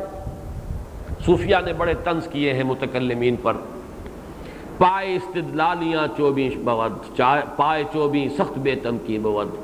یہ استدلال اور عقل اور منطق کے حوالے سے کچھ چیزوں کا ماننا یہ بہت ہی بے تمکین ہے، بے ثبات ہے، اس کی کوئی حقیقت نہیں ہے۔ اصل شے تو وہ ہے کہ جو آدمی کا اپنا مشاہدہ ہو، اپنا تجربہ ہو۔ لیکن ظاہر بات ہے کہ دوسری طرف اس بات کی بھی نفی ہے اور بڑی پرزور نفی ہے۔ یہ عین الیقین تو دنیا میں حاصل نہیں ہو سکتا، عین الیقین تو آخرت ہی میں حاصل ہوگا۔ یہاں تو بہرحال ہمیں ایمان لانا ہے، یؤمنون بالغیب، غیب کا پردہ حائل رہے گا۔ اس دنیا میں رہتے ہوئے تو علم الیقین سے آگے کا کسی کوئی درجہ بہرحال ہمارے لیے، عین الیقین کا کوئی درجہ جو ہے وہ تو بہرحال ہمارے لیے حاصل نہیں ہو سکتا۔ یہ تو جو بھی ہوا محمد الرسول اللہ صلی اللہ علیہ وسلم کے ساتھ ایک خصوصی معاملہ اللہ نے کیا، تجربہ کرایا اور آپ کو دکھایا گیا وہ سب کچھ۔ لیکن یہ تو بہرحال معجزات میں سے ہے، یہ اللہ تعالیٰ کی طرف سے ایک خصوصی مشاہدہ ہے جو کرایا گیا ہے، اور اس کے بارے میں بھی آپ کو معلوم ہے کہ اللہ تعالیٰ کا بھی کی رؤیت ہوئی یا نہیں ہوئی اس میں اختلاف ہے۔ پھر یہ کہ اگرچہ بہت سے لوگ تو اس کو آج کل خاص طور پر جو جدید ریشنلسٹ ہیں وہ اس معراج کو جسم کے ساتھ مانتے ہی نہیں، بلکہ یہ کہ اسے ایک طرح کی رؤیت ہی قرار دیتے ہیں، رویا ہی قرار دیتے ہیں، ایک طرح کا خواب۔ لیکن یہ کہ اہل سنت کا اجماع ہے کہ یہ معراج بجسد ہی شریف ہوا ہے، اپنے جسم مبارک کے ساتھ معراج ہوا ہے محمد الرسول اللہ کو، اور وہاں جو کچھ آپ نے دیکھا ہے وہ بچشم سر دیکھا ہے، اس سر کی آنکھ سے دیکھا ہے۔ کیا دیکھا ہے یہ ہم نہیں جانتے، وہ تو جیسا کہ سورۃ النجم میں آیا ہے کہ اذ یغشی السدرۃ ما یغشی ما زاغ البصر وما طغی لقد رأى من آیات ربہ الکبریٰ، جبکہ اس بیری کو ڈھانپے ہوئے تھا، جو ڈھانپے ہوئے تھا تمہارے فہم سے وہ بالا تر ہے، تم نہیں سمجھ سکتے، تمہیں بتانا بھی بیکار ہے، اس کا کوئی تخیل بھی تمہارے لیے تصور بھی ممکن نہیں۔ اذ یغشی السدرۃ ما یغشی ما زاغ البصر وما طغی، لیکن جو کچھ بھی اس وقت اس بیری کے اوپر جو انوار کا ترشح ہو رہا تھا، تجلیات الہی کا جو انعکاس تھا، اس کو محمد رسول اللہ نے دیکھا ہے آنکھیں جما کر، نہ نگاہ کج ہوئی نہ حد سے آگے بڑھی۔ لقد رأى من آیات رب الکبریٰ، دیکھا آپ نے اپنے رب کی بڑی عظیم آیات کو۔ بہرحال وہ جو کچھ دیکھا ہے بچشم سر دیکھا ہے، لیکن وہ معاملہ جو ہے وہ تو خالص استثناء ہے ہمارے لیے، عام انسانوں کے لیے۔ یہ جو ہے دیکھنا، اور حضور کو تو دنیا میں بھی دکھایا گیا۔ آپ نے ایک مرتبہ جب کہ نماز استسقاء پڑھا رہے تھے تو آپ کا ہاتھ اچانک اٹھ گیا آگے، ایک مرتبہ آپ ذرا پیچھے کو ہٹے تو اس میں لوگوں نے پوچھا کہ کیا معاملہ ہوا حضور، کیا یہ نماز ہی کا حصہ ہے؟ آپ نے فرمایا نہیں، صورت یہ ہے کہ میرے سامنے جنت لے آئی گئی اور بے اختیار میرا ہاتھ اٹھ گیا کہ میں اس کا کوئی پھل جو ہے وہ توڑ لوں، اس درجے مشاہدہ قرب، اور میرے سامنے دوزخ لے آئی گئی دوسرے مرحلے میں، اور اس کا جو گرمی اور حرارت کا جو بھمکا تھا اس کی وجہ سے میں پیچھے ہٹا۔ تو اس دنیا کے اندر بھی مشاہدات اللہ تعالیٰ نے کرائے ہیں، لیکن یہ کہ جان لیجئے کہ یہ جو عین الیقین کا درجہ ہے یہ یقیناً آخرت کے لیے ہے، یہ انسانوں کے لیے، جو فرمایا کہ ثم لترونها عین الیقین، پھر لازماً تم دیکھ کر رہو گے اسے، یقین کا دیکھنا، وہ عین الیقین ہوگا، وہ یقین حاصل ہو جائے گا جو معائنہ اور مشاہدہ سے ہوتا ہے۔ لیکن اصل سوال یہ ہے کہ کیا علم الیقین کے نتیجے میں بھی حق الیقین پیدا ہو سکتا ہے؟ یقین کی وہ گہرائی کہ جو بالکل اپنی انٹینسٹی میں اس درجے کی ہو جس درجے میں کہ بچشم سر کسی شے کو دیکھنے سے یقین کا درجہ حاصل ہو سکتا ہے، یہ ہو سکتا ہے یا نہیں؟ یہاں ہے در حقیقت اختلاف، اور یہ مسئلہ ہے بہت اہم۔ بعض حضرات اس کا انکار کرتے ہیں، بلکہ اس کا تمسخر، استہزاء کا انداز، لیکن یہ کہ واقعہ یہ ہے کہ یہ ثابت ہے نصوص سے کہ حق الیقین اس درجے کا کہ جو عین الیقین سے بھی گہرا ہو وہ اس دنیا میں حاصل ہو سکتا ہے۔ عین الیقین اپنی جگہ پر ایک دوسری شے ہے نوعیت کے اعتبار سے، بچشم سر کسی شے کا دیکھنا، لیکن یہ یقین کی آخری منزل نہیں ہے۔ جیسا کہ میں نے کہا کہ آگ کو دیکھ کر بھی ایک اشتباہ ہوتا ہے، پتہ نہیں یہ آگ ہے کہ نہیں ہے، سانپ کو دیکھ کر بھی کوئی شک ہوتا ہے کہ پتہ نہیں یہ زندہ ہے کہ مردہ ہے، سانپ ہے یا کوئی سانپ کی شکل ہے۔ یہ کوئی کھلونے آج کل ایسے بنا دیے جاتے ہیں کہ جن میں تمیز کرنی مشکل ہے، بالکل معلوم ہو کہ سانپ ہے۔ معلوم یہ ہو کہ عین الیقین آخری درجہ نہیں ہے، عین الیقین سے بھی آگے بڑھ کر حق الیقین درکار ہے۔ آیا وہ حق الیقین اس دنیا میں حاصل ہو سکتا ہے انسان کو جبکہ وہ ابھی غیب میں ہے؟ یؤمنون بالغیب، تو ایمان بالغیب کی انٹینسٹی حق الیقین تک جا سکتی ہے یا نہیں، یہ سوال ہے۔ اور میں یہاں پورے انشراح صدر کے ساتھ اس بات کر رہا ہوں اس کا کہ یہ عین ممکن ہے جو نصوص سے ثابت ہے۔ چنانچہ سب سے بڑا ثبوت جو ہے وہ حدیث جبرائیل ہے۔ احادیث کے ذخیرے میں اس کا جو مقام ہے سب کو معلوم ہے، ام السنہ، سنت کی جڑ، سنت کی بنیاد، وہی مقام ہے احادیث کے ذخیرے میں حدیث جبرائیل کا جو سورۃ الفاتحہ کا مقام ہے قرآن مجید میں۔ اور اس میں احسان اصل میں ہے کیا؟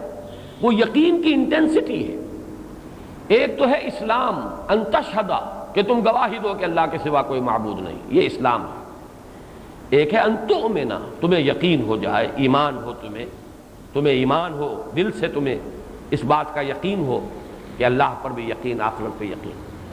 ایک ہے ان تعبد اللہ کانک تراہ فإن لم تکن تراہ فإنہ یراک، ایسی انٹینسٹی یقین کی گویا کہ تم اسے دیکھ رہے ہو۔ اب یہ بات جو ہے یہ اگر ناممکن بات ہوتی تو یہاں احسان کی وضاحت کرتے ہوئے محمد الرسول اللہ صلی اللہ علیہ وسلم یہ الفاظ استعمال نہ کرتے۔ معلومہ یہ درجہ ممکن ہے، اس درجے تک انسان کی رسائی ممکن ہے۔ ان تعبد اللہ کانک تراہ، ان تعمل للہ کانک تراہ، ان تخشى اللہ کانک تراہ۔ حضرت عمر رضی اللہ تعالیٰ عنہ سے جو مروی ہے وہ تو ہے ان تعبد اللہ کانک تراہ، اور یہی زیادہ تر زبانوں پر چڑھا ہوا ہے۔ لیکن یہ کہ دوسری روایات میں ان تخشى اللہ کانک تراہ، اور ایک جگہ ان تعمل للہ کانک تراہ، تمہارے دل میں خشیت اللہ کی اتنی ہو جائے گویا کہ تم اللہ کو دیکھ رہے ہو، یعنی برابر عین الیقین کے درجے تک بات پہنچ جائے۔ اسی طریقے سے تم اللہ کی بندگی اور پرستش کرو اس طریقے سے، اس انٹینسٹی کے ساتھ گویا کہ وہ تمہارے سامنے موجود ہے۔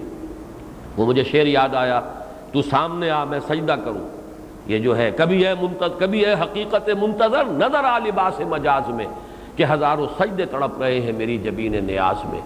تو وہ حقیقت منتظر سامنے اگر آ جائے تو کس شوق کے ساتھ، کس ذوق کے ساتھ، کس جذبے کے ساتھ انسان جو ہے وہ سجدہ کرے گا۔ جیسے کہ آیا بھی ہے سورہ نون میں، یوم یکشف عن ساق ویدعون الی السجود، جب اللہ تعالیٰ کی کوئی تجلی ظاہر ہوگی جس کو کشف ساق سے تعبیر کیا گیا ہے، اور انہیں پکارا جائے گا، بلایا جائے گا سجدہ کرنے کے لیے، اس وقت صاحب ایمان اور صاحب یقین کس کیف کے ساتھ سجدہ کرے گا، اس کا ہم تو صرف کچھ ہلکا سا تصور کر سکتے ہیں۔ وہ ہماری اپنے لیے ہمارا اپنا تجربہ نہیں ہے۔ لذت عبادہ نہ دانی بخدا تانا چشی، جب تک کہ ہمیں اس کا کوئی تجربہ نہ ہو ہم جان نہیں سکتے۔ لیکن اس حدیث جبرائیل سے کانک تراہ، اس درجے تک یقین کا پہنچ جانا عین ممکن ہے کہ جس درجے میں کہ انسان کسی شے کو بچشم سر دیکھ کر یقین کرتا ہے۔ اس ضمن میں دو اور حدیثیں بھی میں آپ کو سنانا چاہتا ہوں۔ مصنف ابن ابی شیبہ میں ہے، حضرت عوف ابن مالک انصاری رضی اللہ تعالی عنہ، ان سے حضور نے ایک مرتبہ سوال کیا، کیف اصبحت یا عوف، اے عوف آج صبح کیسی ہوئی، کس حال میں ہوئی؟ انہوں نے ایک عجیب جواب دیا، غیر معمولی بات، اصبحت مومنا حقا یا رسول اللہ، اے اللہ کے رسول مجھے صبح ہوئی ہے بڑے سچے مومن کی حیثیت سے۔ اب حضور ذرا چونکے، یہ جواب غیر معمولی تھا۔ آپ نے فرمایا ہر شے کی کوئی حقیقت ہوتی ہے، تو تم ذرا بتاؤ کہ تمہارے اس ایمان کی حقیقت کیا ہے، بیان کرو، ذرا تعبیر کیسے کرو۔ طویل حدیث ہے جو ان کا جواب ہے، لیکن اس کے جو الفاظ اس وقت میں کوٹ کرنا چاہتا ہوں، کانی انظر الی اہل النار وکانی انظر الی اہل الجنہ وکانی انظر الی العرش، اے اللہ کے رسول میں تو بالکل ایسے جیسے کہ دیکھ رہا ہوں عرش خداوندی کو، میری کیفیت یہ ہے کہ جیسے کہ میں بالکل دیکھ رہا ہوں اپنی آنکھوں سے جنت والوں کو، اور میری کیفیت یہ ہے، میرے یقین کی انٹینسٹی کا عالم یہ ہے کہ جیسے کہ میں دیکھ رہا ہوں اپنی آنکھوں سے جنت والوں کو۔ اسی طریقے سے حضرت زید بن حارثہ سے یہ حجت اللہ البالغہ کے حوالے سے ترجمان السنہ میں مولانا بدر عالم میرٹھی نے یہ واقعہ نقل کیا ہے کہ حضرت زید بن حارثہ رضی اللہ تعالیٰ عنہ سے حضور نے سوال کیا کہ زید ہر شے کی کوئی حقیقت ہوتی ہے، تم بتاؤ تمہارے ایمان کی حقیقت کیا ہے؟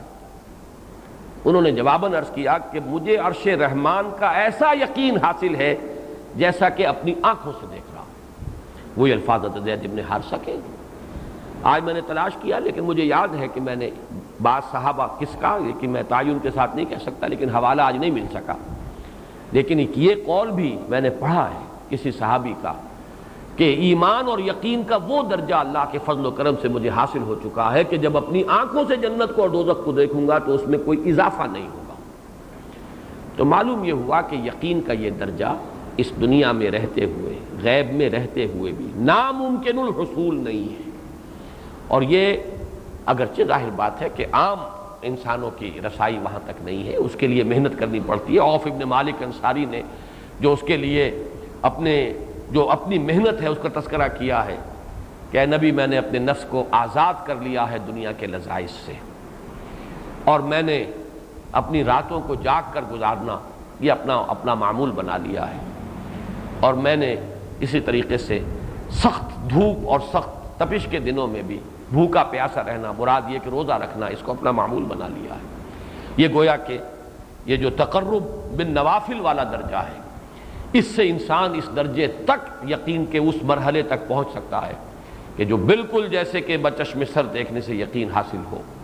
اور یہ جیسا کہ میں نے عرض کیا، یہ وہ حق الیقین ہے جو غیب کے اندر رہتے ہوئے بھی، علم الیقین کے درجے میں رہتے ہوئے بھی انسان کو اس درجے کا یقین حاصل ہو سکتا ہے۔ بہرحال یہ درجہ ہمارے لیے تو ایک صرف سمجھنے کی شے ہے، ایک علمی حقیقت ہے جس کو ہم پہچان لیں۔ اللہ تعالیٰ سے دعا کریں کہ وہ ہمیں یقین کی دولت جتنا بھی ہمارا ظرف ہے اس کے حوالے سے اس کی مناسبت سے عطا فرما دے۔ بارک اللہ لی و لکم فی القرآن العظیم ونفعنی وإیاکم بالآیات والذکر الحکیم۔